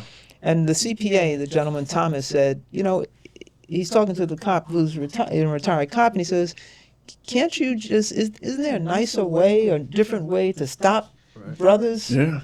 Because you seem to be traumatizing when you stop them and you don't say anything. Yeah. You just kind of, whether the handcuffs go on, you tell them to get out of the car. There should be an easier transition, whether you're telling them, listen, we saw somebody, you may fit the description, we just got to stop you. There's more of an explanation. Yeah, and so the gentleman who was the retired cop, he said, well, that may be his style, but it's not everybody's style. And for the obvious reason, everybody's an individual. But the grace that you speak about in terms of that officer sending you the PBA card is I mean, it's a nice touch. It is. It It's is. a It very is. nice touch. And I mean, when I first moved to New York, I was in Brooklyn, and there was my neighbor, and the police officers came in the bodega, slammed his hands against the wall, and went into his pants, was in his crotch, and it was called stop and frisk. And I said, New York is wild. I mean, I could not believe they could just dehumanize someone like that. So I mean, I heard a lot about stop and frisk, but Yeah. to see it, yourself, like they kind of like just went in his pants and then like shoved him on the way out, like it was incredibly dehumanizing. And he was just so used to it. Like he's like, they do that multiple times a day. And I was like, they had the hand in your, like, really? I'm ticklish. I can't even, like it was too much for me. I said, New York is a different place, so, so just to see that Giuliani had that, that really justifiable, like, act of like just assault, Right. It was, and then my neighbor, for him to be like, here we go again. I'm like, I And mean, he was okay with like it. he was so used to it, Yeah. and like I said, they only stop and frisk people who represented a certain hue, Right. so it was just, so it was just incredible, like the things that I came to New York and was like commonplace for New Yorkers, so. So do those experiences, have they made you into this, this phrase, the angry black man? Do you guys consider yourself angry No, black I man? wouldn't consider myself that angry black guy because I feel each human is their own human, and what they do is from their own experience. Okay. So I still have faith. I still walk with optimism. I still walk for me with care and to be service of people. And no one person is going to change that for me, because that what makes me happy. And if I'm the angry black guy, you have now changed how I perceive the world. I gave you control, and that's something I refuse to do, is give someone control on how I feel I'm going to live my life, or the quality of life that I'm going to try to provide for myself. Has anyone ever told you were an angry black man? Not a single person. Okay. No, Okay. All right. I had a like there was a like a party that a lot of the doctors, like plastic surgeons, and like they were this rooftop party, and they were black doctors, creme de la creme, and like it was laughable to them that like I was like still date black women, and I was like what color is your mom? Like, like it was really offensive to me. And, moments like that, they were mocking me, calling me Malcolm X. I guess I was an angry black man, but I mean, there are moments where passion can be perceived as anger, but I could not believe that they were like chuckling that I hadn't graduated past, my own people. That's and I was like, this is incredibly, so they, my name Kareem too, so, so obviously I became the angry black man in that moment, but I think, sometimes we're not allowed to be passionate, Yes. And, there are, like, I think anytime you watch, somebody record, a white woman getting angry at the supermarket, I mean, they go off, like, scary. And, and, like, our people just can't act like that. Like, I think that there are so many consequences, especially for black women. I mean, the angry black woman thing is a bigger stereotype than with the men. That's right. So, I think it's another one of those, son of an immigrant things. Like, how for them it could just be caring, fighting for what's right. And with us, it's like, like put your hands in the air, like, don't get any more upset, so we're not allowed to really be expressive in our outrage, So would you, I mean, you may not want to use that moniker. You wouldn't say, or would you say that you're an angry black man?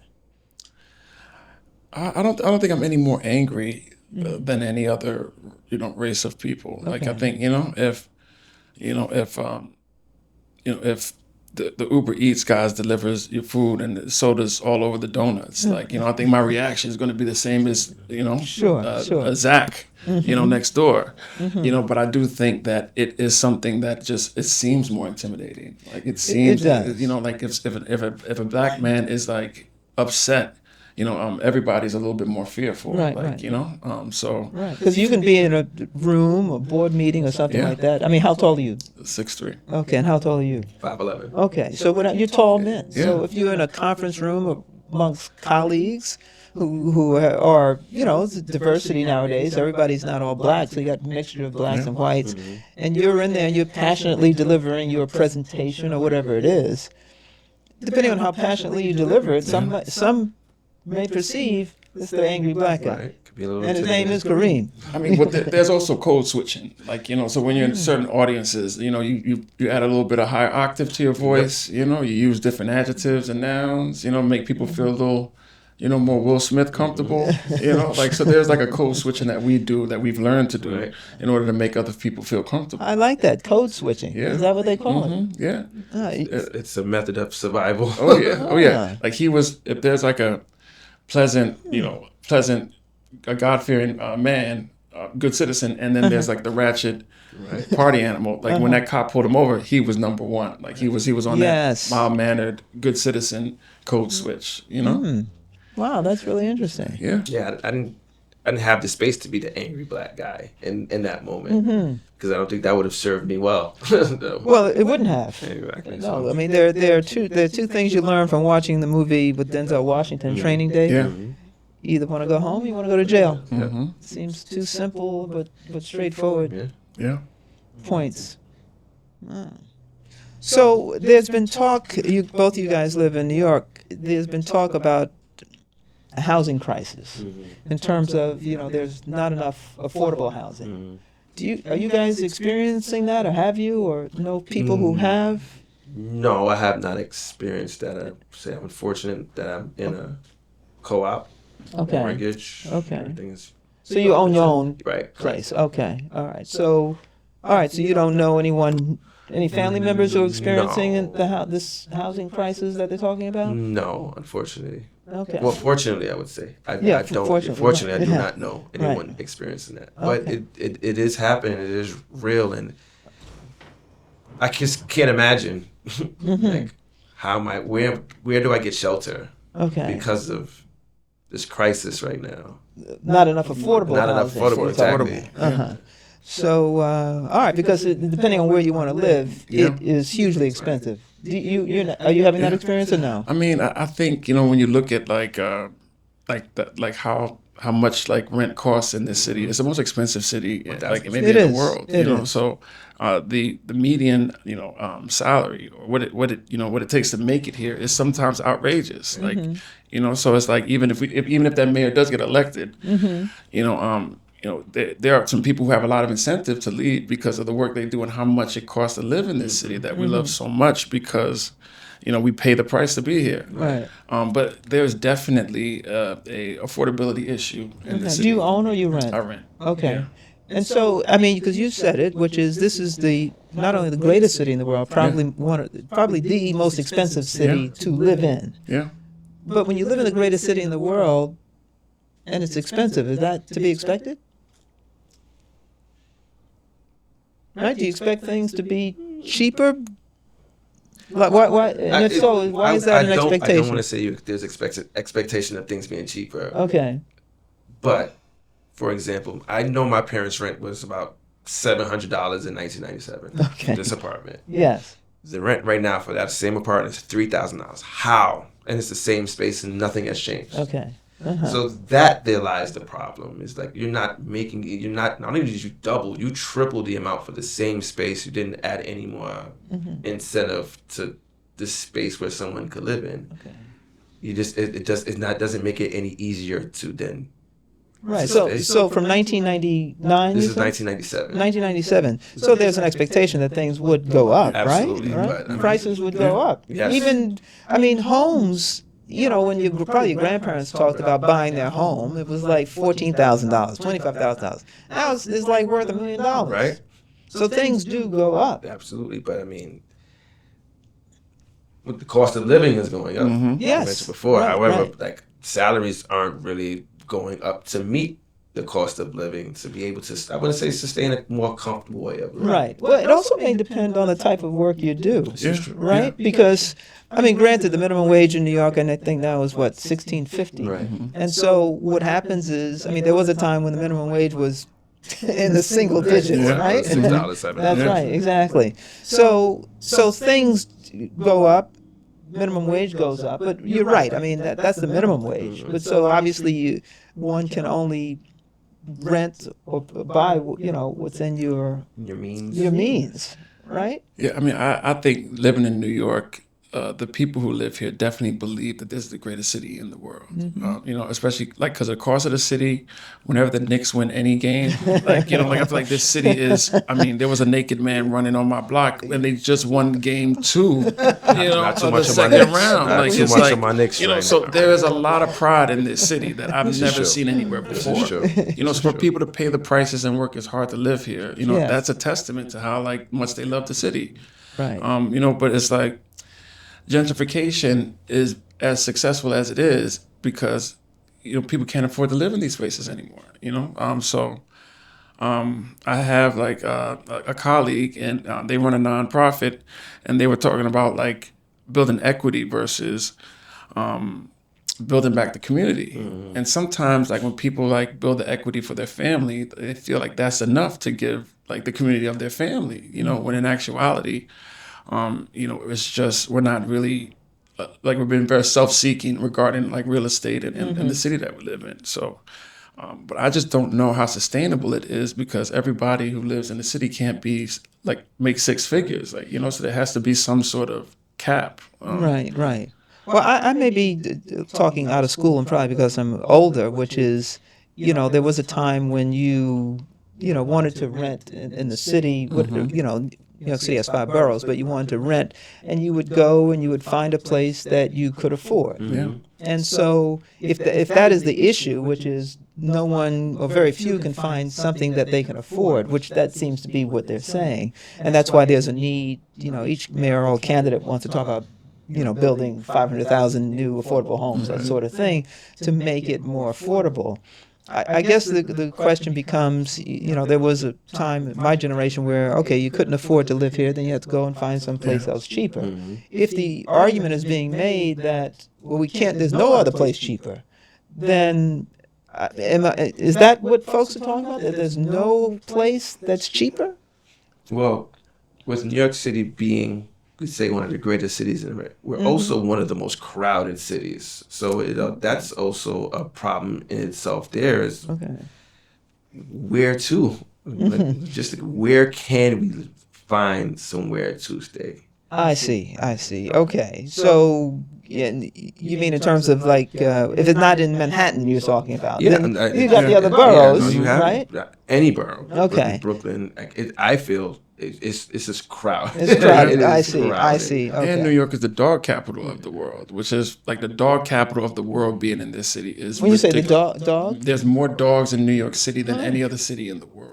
It's the Really? dog capital of the world. I didn't know that. So these small spaces, they'll have a Doberman in these in these 1 bedrooms. New Yorkers love their dogs. Wow. That they do. Yeah. Now is there's this perception, and I could be mistaken, but a perception that young people don't want to own, they want to rent. Is that an accurate perception? Young people are doing things that in a way different way. I think they are in some sense learning from some of the things that we've been through. For example, teen pregnancy is down lower than it's ever been. People are more likely to move back in with their parents to save money. Yes, So they're making decisions that are a little bit more wiser or advanced than we. Are they wiser, you think? I mean, I would say they're adapting. I like the moving back in with your parents, as you see, and, hey, at 18 you're out the house. Yeah, and yeah. You just gotta go and. I can't imagine kicking my son out at 18. And if he wants to come back home, come back home. There's no rush to go, and That's interesting. yeah, because it's not easy. And the younger generation are also moving in, so it's a lot of roommates. So you'll have 5, 6 people in one shared space. but our predecessors, their college tuition was a lot lower. They were able to buy a home easier as far as the money that they were earning. So we have so much student debt, and we have so many other the cost of living is so high that we kind of are that generation of people who have to know that our children are going to come back and live with us for a little bit longer. That's why Obama had extended health care past the ages of 22. Right, up to 26. Yeah. And now the concern is, I read it in the Times today, which is those folks who are turning 26, Yeah. that ends their health care coverage, right? Yeah. So now what does that mean? Now they have to factor in paying for health insurance on top of everything else. Yeah. And so, it's interesting because, maybe at some point we'll talk about having a whole forum where I invite each group back to talk about these things, because there's the generation where I'm from where you couldn't wait to leave your parents' home. Like at 18, whether it was going to college or being out on your own, you had to pay rent, buy groceries. You just couldn't wait to be out. Now it seems that folks don't mind not leaving. I mean, but we talked about it earlier. This generation, I mean, they don't go outside. They don't they don't have the same social acumen, the same like expectations of society. So I feel like it's a much different pursuit of happiness. Yeah. There was I go on a jazz cruise every year, and during one of my times there, we were always have table mates, for dinner, and we always have very, very thoughtful conversations. And one of the things we talked about was, when we were coming up, those folks in my generation and older, there was the '60s movement. You guys heard about that, I'm sure, right? Mm-hmm. And what happens in the '60s movement, it was like we as black people were united, like we were joined at the hip, at the elbows. We were going through this thing together. But now, you fast forward to 2025, it doesn't seem like black folks are united. It doesn't seem like there's like an us anymore. We seem to be separate. Right. Is that an accurate perception? I feel that is an accurate perception. See, in the 60s and the 70s, that movement was so united. One, because, the Jim Crow law, and I feel like every black person had a shared experience. And now, it's come back to this laziness. Like, well, we kind of got to where we needed to be, per se, society-wise. Like, it could be career-wise. Okay. It's like, well, the risk is worth more than the reward. I got in the house compared to being on the field. Gotcha. Yeah, so it's like, so folks, your struggle is your struggle. Your struggle is not my struggle. Huh. Yeah, I mean, when I was in college, I think we had like marched on the Supreme Court because they were about to end affirmative action, and like we marched against it. We understood that affirmative action was something that was for qualified people. I think now there could be this apathy. I wouldn't call it laziness. I call it more apathy regarding, how some of the youth kind of looks as our people's problems and societal problems, and there's not the same kind of activism. We don't have the same kind of community leaders and organizers. And sometimes I'm curious as to even the healthcare thing. Like, Obama, policies that he was proudest about was his healthcare, and the healthcare, like, it was for everybody. Including people who are in low income in red states. So when they cut Medicaid funding. Or there are more people on food stamps that are white than black. And when they vote against their own interests, like, I'm so curious as to what happens in the South Dakota or Mississippi, when these people don't have health care anymore, or these people are stripped of their food stamps and certain fundings like that, because they benefit more from it than even the minorities. But it's approached that it's a minority thing. It's us taking away things. So I'm just so curious as to when these cuts are made and it affects these groups of people who have supported this man. Like, do they feel it?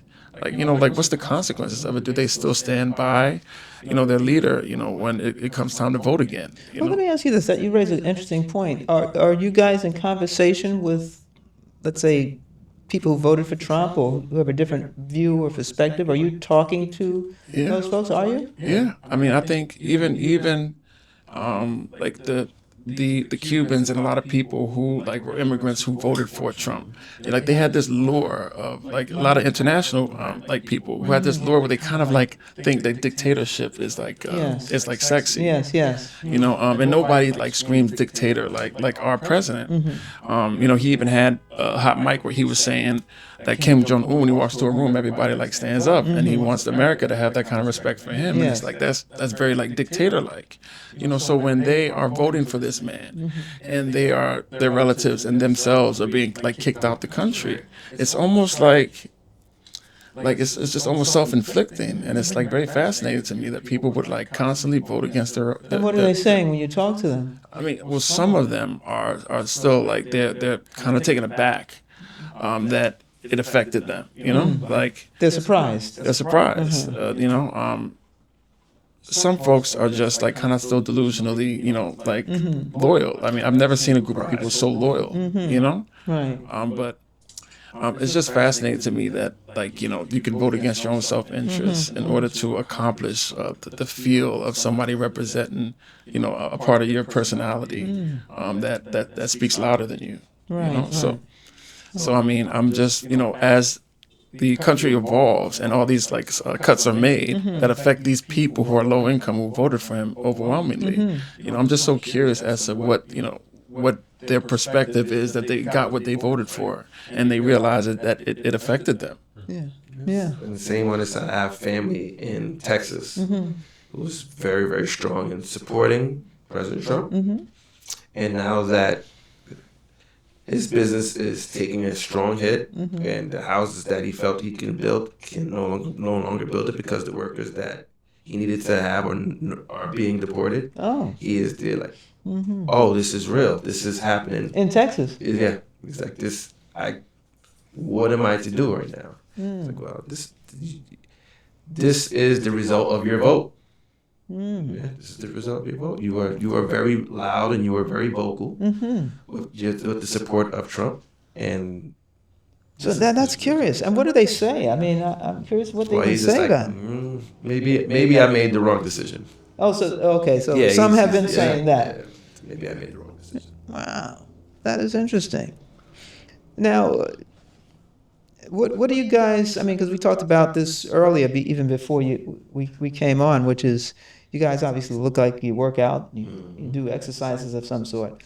And you being obviously in the medical field, in terms of longevity, when it comes to black men, the numbers are low. The numbers are low. So, is there some way we can turn that around? Because we got actuarial tables where our numbers are low. Well, I mean, as a divorced man, which doesn't help me, but a lot of married men are like dragged to the health professionals by their wives because women are a little bit more self-aware, self-care, and a lot of married women have to like pull their man, to the dentist as their face is having a golf ball baby, for them to be able to confront, like getting medical care, So there is something about black men in our society.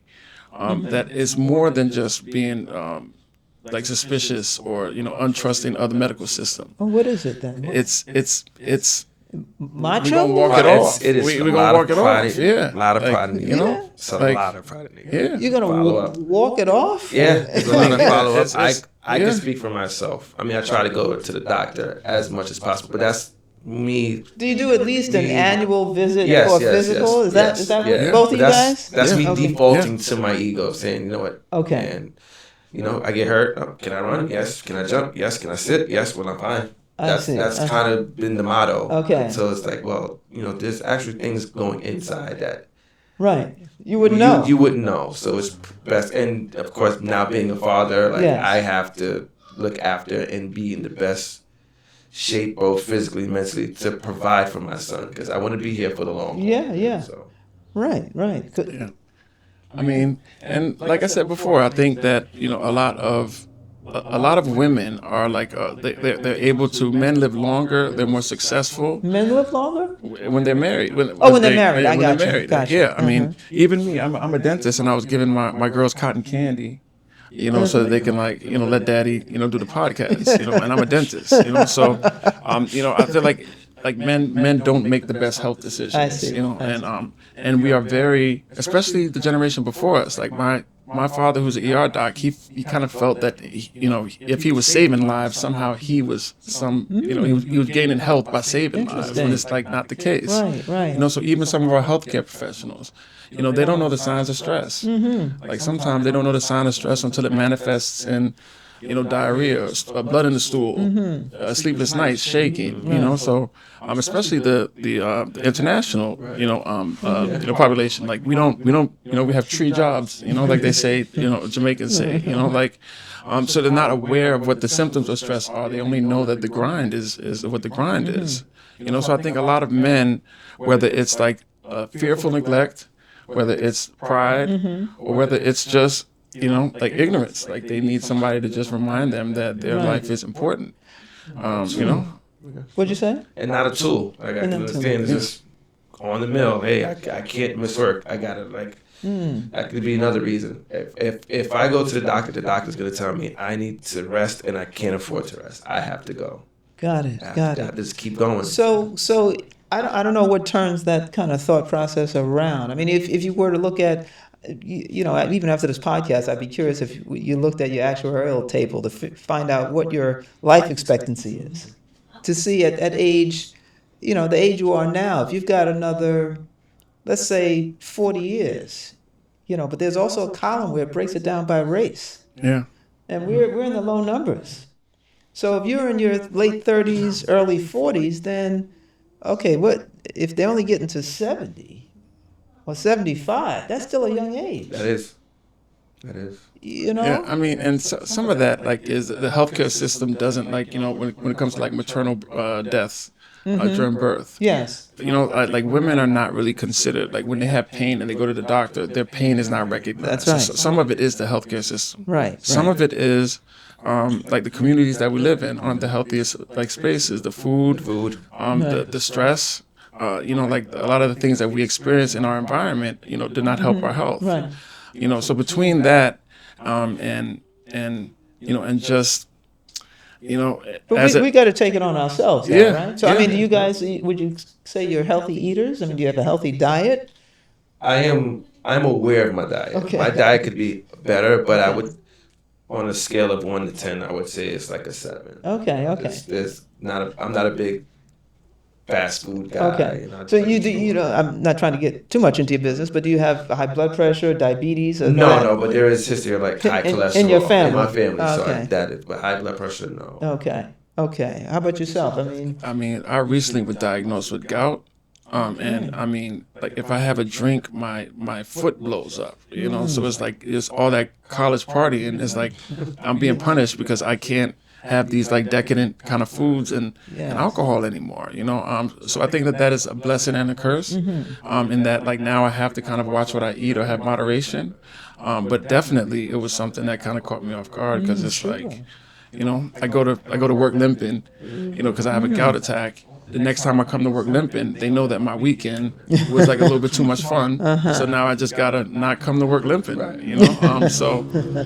it is something that, as we get older, we discover these things that, you still, I mean, when you hit 40, I mean, it's going to change. You've already got the knee brace. Yeah. You already got the knee brace.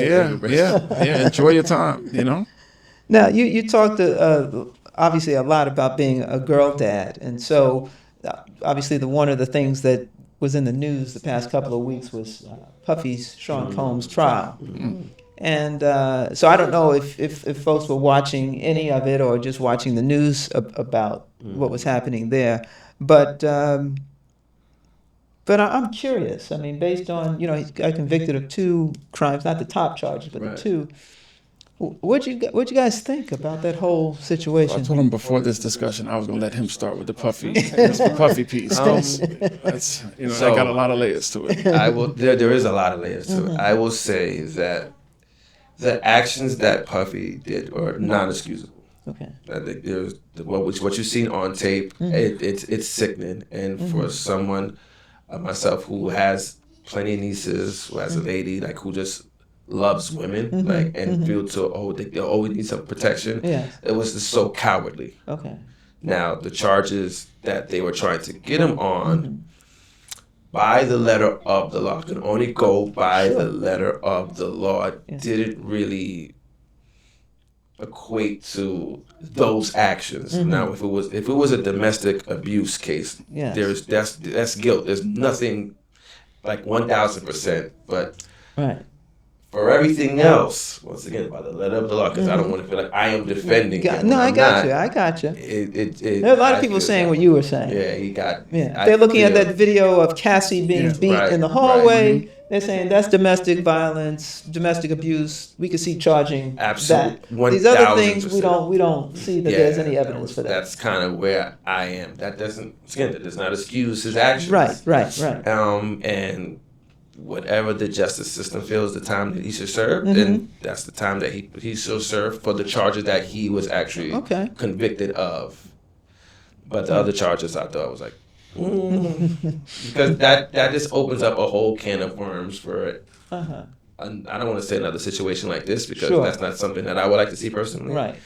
But you just kind of you muddy the waters with the letter of the when you overcharge, right? When you overcharge, a overcharge, prosecution, a federal prosecutor, a state prosecutor, when you overcharge, you kind of muddy the water. Absolutely. You're looking for something clean, streamlined. These are the charges, right? And I'm saying that haven't been a former prosecutor. So sometimes charging is like negotiation. Right. You charge high, thinking they'll land here.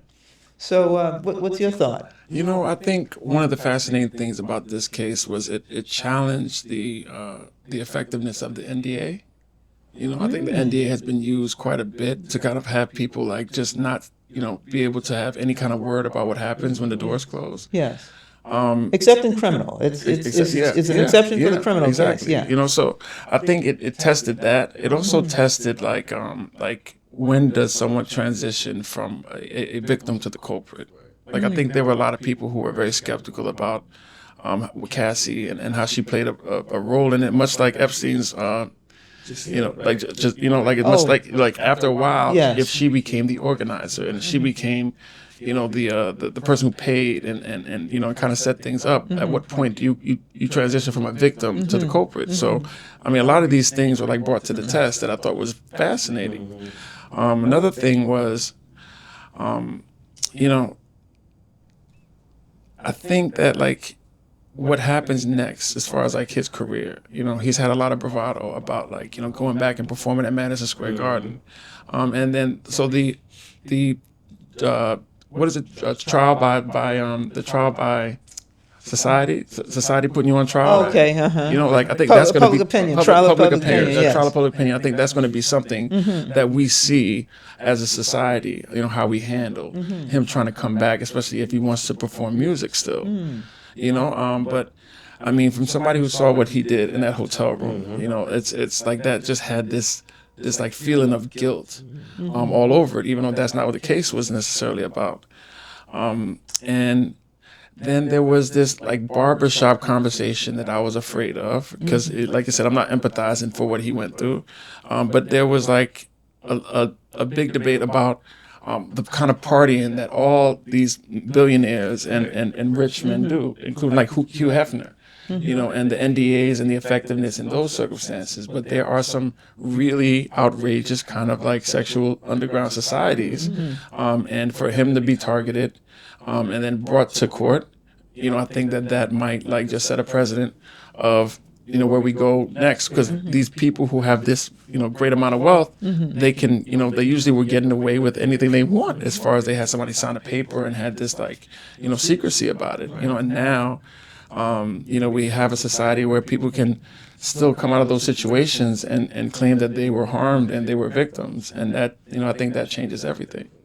And just to add to that, you go into the line of, okay, am I a victim or am I not a victim? Or am I a victim or am I associated? It's like, okay. And this to play devil's advocate, because once again, what we've seen was wrong. You have some who are willing participants who are saying, I went, I enjoyed myself, I took this money for whatever act I consented to these acts. And now I could say, well, you know what, I didn't consent to these acts, and now, yeah, let's go to court. So I think right. That's what you're talking about, Kareem, in terms of the same conversation that happens in the barbershop happens in a beauty salon, which is, you do have some who say, well, she was kind of a participant. Right. She wasn't so much a victim, and these are women saying that. Yeah. So you are, when you put something out there, you're going to have a million Of course. perspectives Yeah. on it. Who knows? The right one depends on the people who are involved in it. Obviously, not us as observers. But the question becomes, even after all of this, there's been talk of Trump pardoning him and that sort of thing. Right. Do you guys think Trump should pardon him? I think that would be I don't think public wise that look would be really bad because it's saying I'm just excusing you of your actions. We don't even know what the sentencing will be. Like, what if it's really just a slap in the wrist? You did time served. What's there to pardon? What's there to pardon? Yeah, like what's there to? Well, suppose he's sentenced to 10 years. Well, then. I'm sure for Puff's sake and for his family and support, 10 years is quite a time for some baby oil. So I honestly think that, like, if he's talking about paying $50 million to get bail, like, I think that, and a president cannot, be indicted for any criminal activity. I think that somewhere, Trump might get $50 million and then he might pardon him. And I think that that might be more likely. So you saying that Trump may get $50 million? Allegedly, Allegedly, like, from no, Puff. yeah, but I think a lot of these folks are going to him and saying, like, they will pay for their freedom. Oh, I see what you're saying. Yeah, and Okay. there's no way that even if he takes that money, that he can be indicted for anything, because presidents have immunity as of like a few years ago. Right. So it's like I could just see, if he's paying $50 million to get bail, like, he can offer 75, just for his own freedom, and I think that would change, Trump's tune very quickly, because he said he didn't like how badly he was speaking to him, but that's a lot of money, And so you think if the price is right, yeah, he would be pardoned? I think so. that's where we are with the president, if the price is right. Yeah, I think that's why allegedly, like, this is my Sure, theory. of course. I think that's why a lot of these high profile celebrity rappers were able to get pardoned, because I think that they were offering, And Trump has pardoned quite a few rap Oh, yeah, artists. yeah. Yeah. Yes. So Yeah. I mean, once the state, the Supreme Court had passed that law that said no president can can never be indicted for any criminal activity. That quote that Trump was like, I could walk on 7th Avenue and just shoot somebody But and yet- get away with it. He really can. A president really can now. There are no consequences. And so we got to keep in mind that's for any president. yeah. So even when Trump talks about he wants to have President Obama arrested for treason. yeah. No, you And, can't. right? Obama would have Yeah. immunity as well.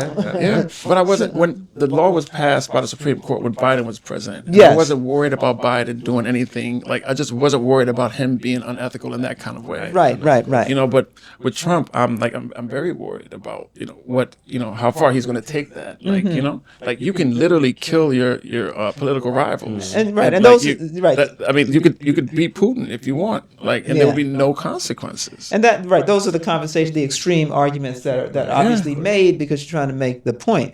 The question is, so that becomes a question when President Richard Nixon was involved in the Watergate scandal.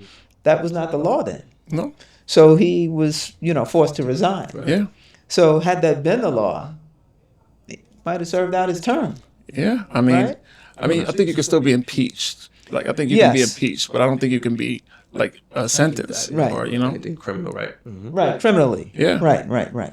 Yeah, and I think, personally, I think a part of the reason he ran for president was to kind of avoid any kind of consequences with some of his mounting legal issues. Oh, you think he had that kind of, boy, that's really, Foresight. that's foresight. And Well, definitely the second time. The first time, I think he really, didn't think he was going to go as far. Like, I didn't think he thought that he was going to be that effective. Right. And well, the second time may have been, revenge politics. I You feel guys, Yeah. from his perspective, you guys stole the election from me. I'm coming Yeah. back better, faster, stronger, that sort of thing. As well as parts of America, a lot of parts that voted him back in. It was like, Oh, yeah. we're going to stand by him, and we don't like how he was treated, That's right. for better or for worse. But now, let's get the kids now. And 4 years later, wherever, Right. we're going to campaign even harder to Right. push this. So. as a girl dad, I really believe that the suffrage movement came after black men were allowed to vote. So I think this country would rather see a black man as president than any woman. and I think he's defeated 2 women, and I think it might have little to do with how effective he was and how much this country hates women.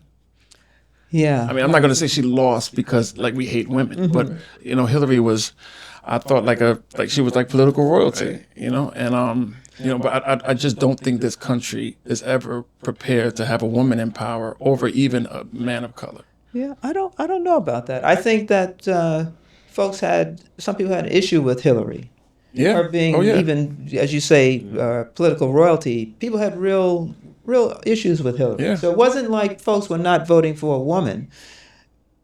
I mean, essentially they were saying, not this woman. Kind of, it's not like, and maybe Obama's presidency may be a little testament to it, depending on how you want to talk about it, but it wasn't that a black man couldn't be president. It just wasn't, the only black man that was coming at that point was Obama. And Obama met all their criteria. Criteria, right? So it's like it's almost like they couldn't say no. Oh, well, he's a lawyer, he went to Harvard, he's articulate, he's smart, he's in the Senate.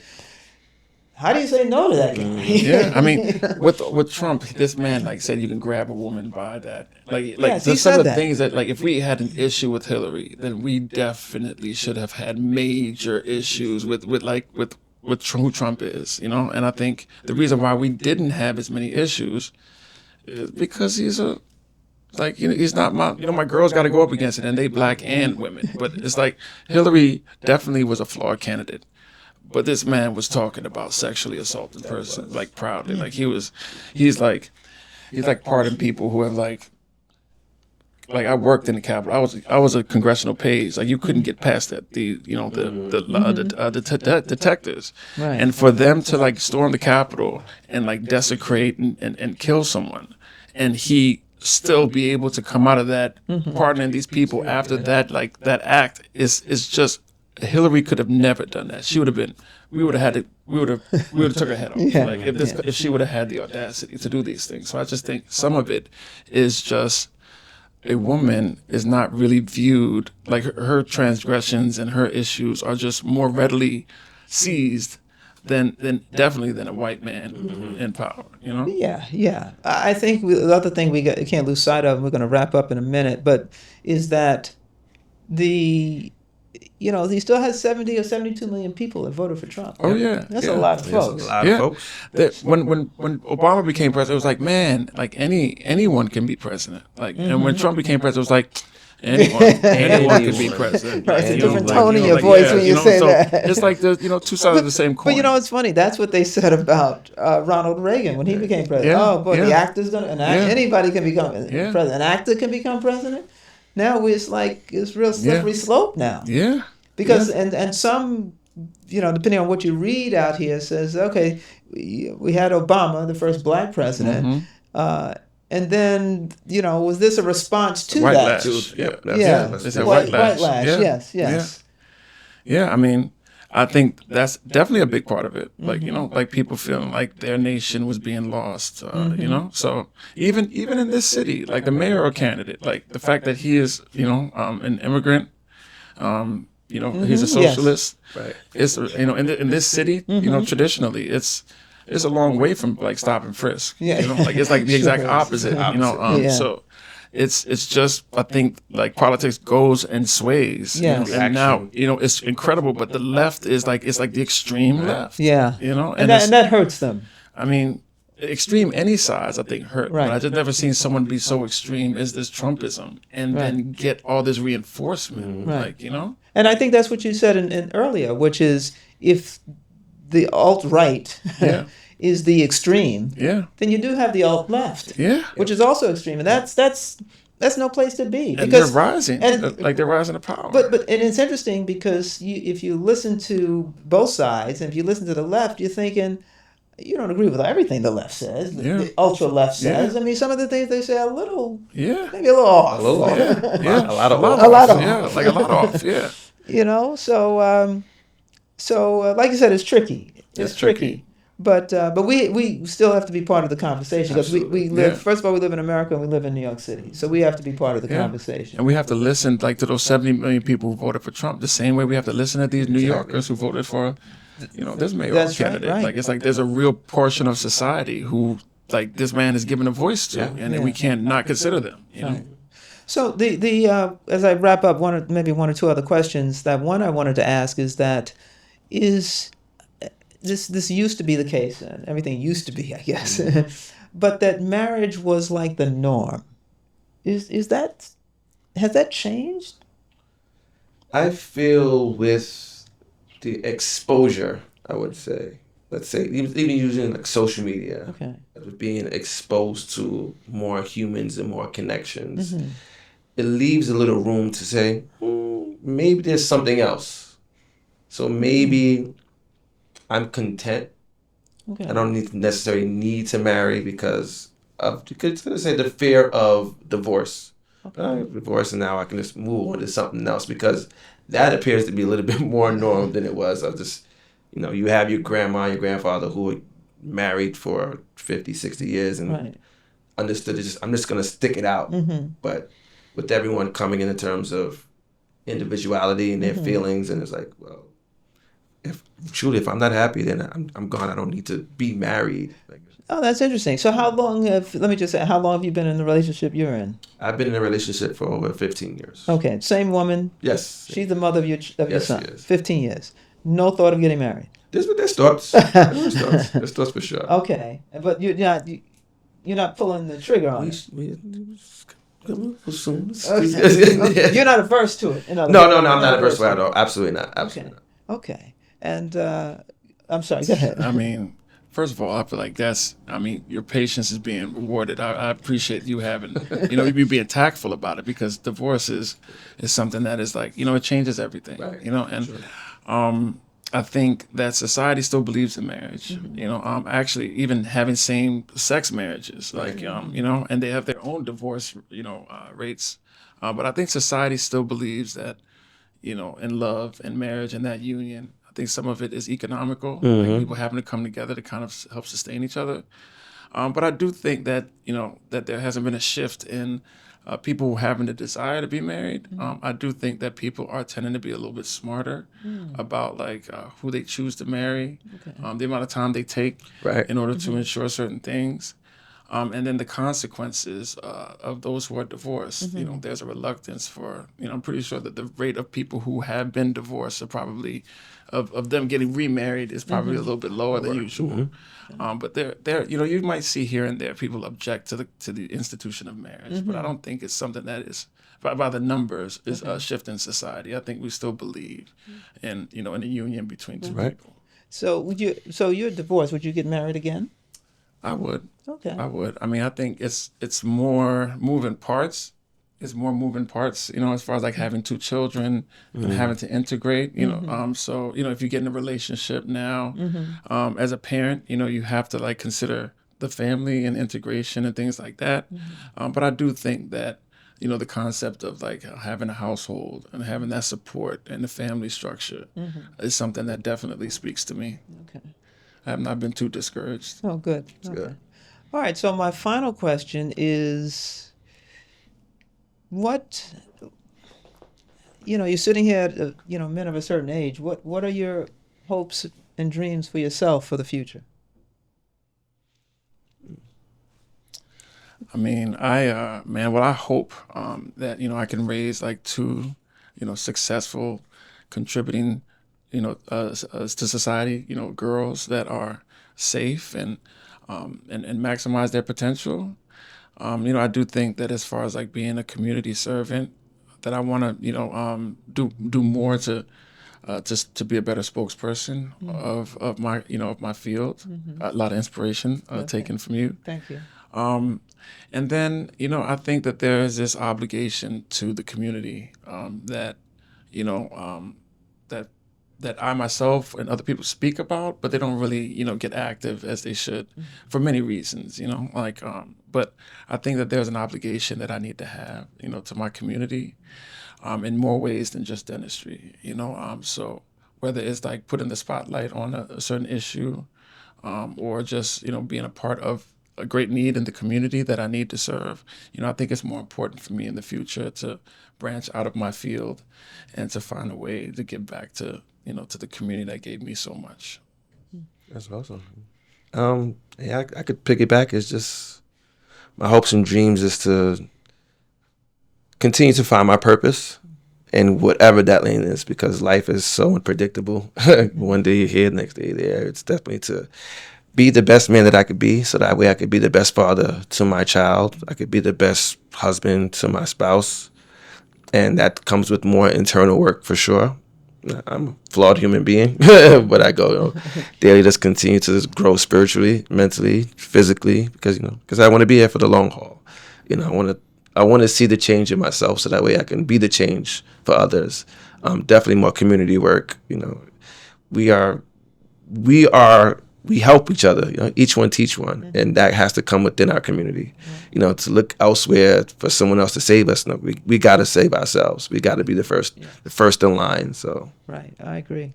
Well, listen, I want to thank both of you for really taking the time out this Sunday afternoon to spend with me and sit and have this great conversation. Man, what an inspiration you guys are. And, thank you for the I mean, so invitation. knowledgeable. I mean, it's really a joy. It's really a joy. So maybe you guys can exchange numbers Yeah, for sure. afterwards Yeah, for sure. to keep in touch. But I want to thank the audience for sitting and listening to Four Brothers Ear. Look for us next time at the next episode. But in the meantime, don't forget to like and subscribe. Bye, everybody.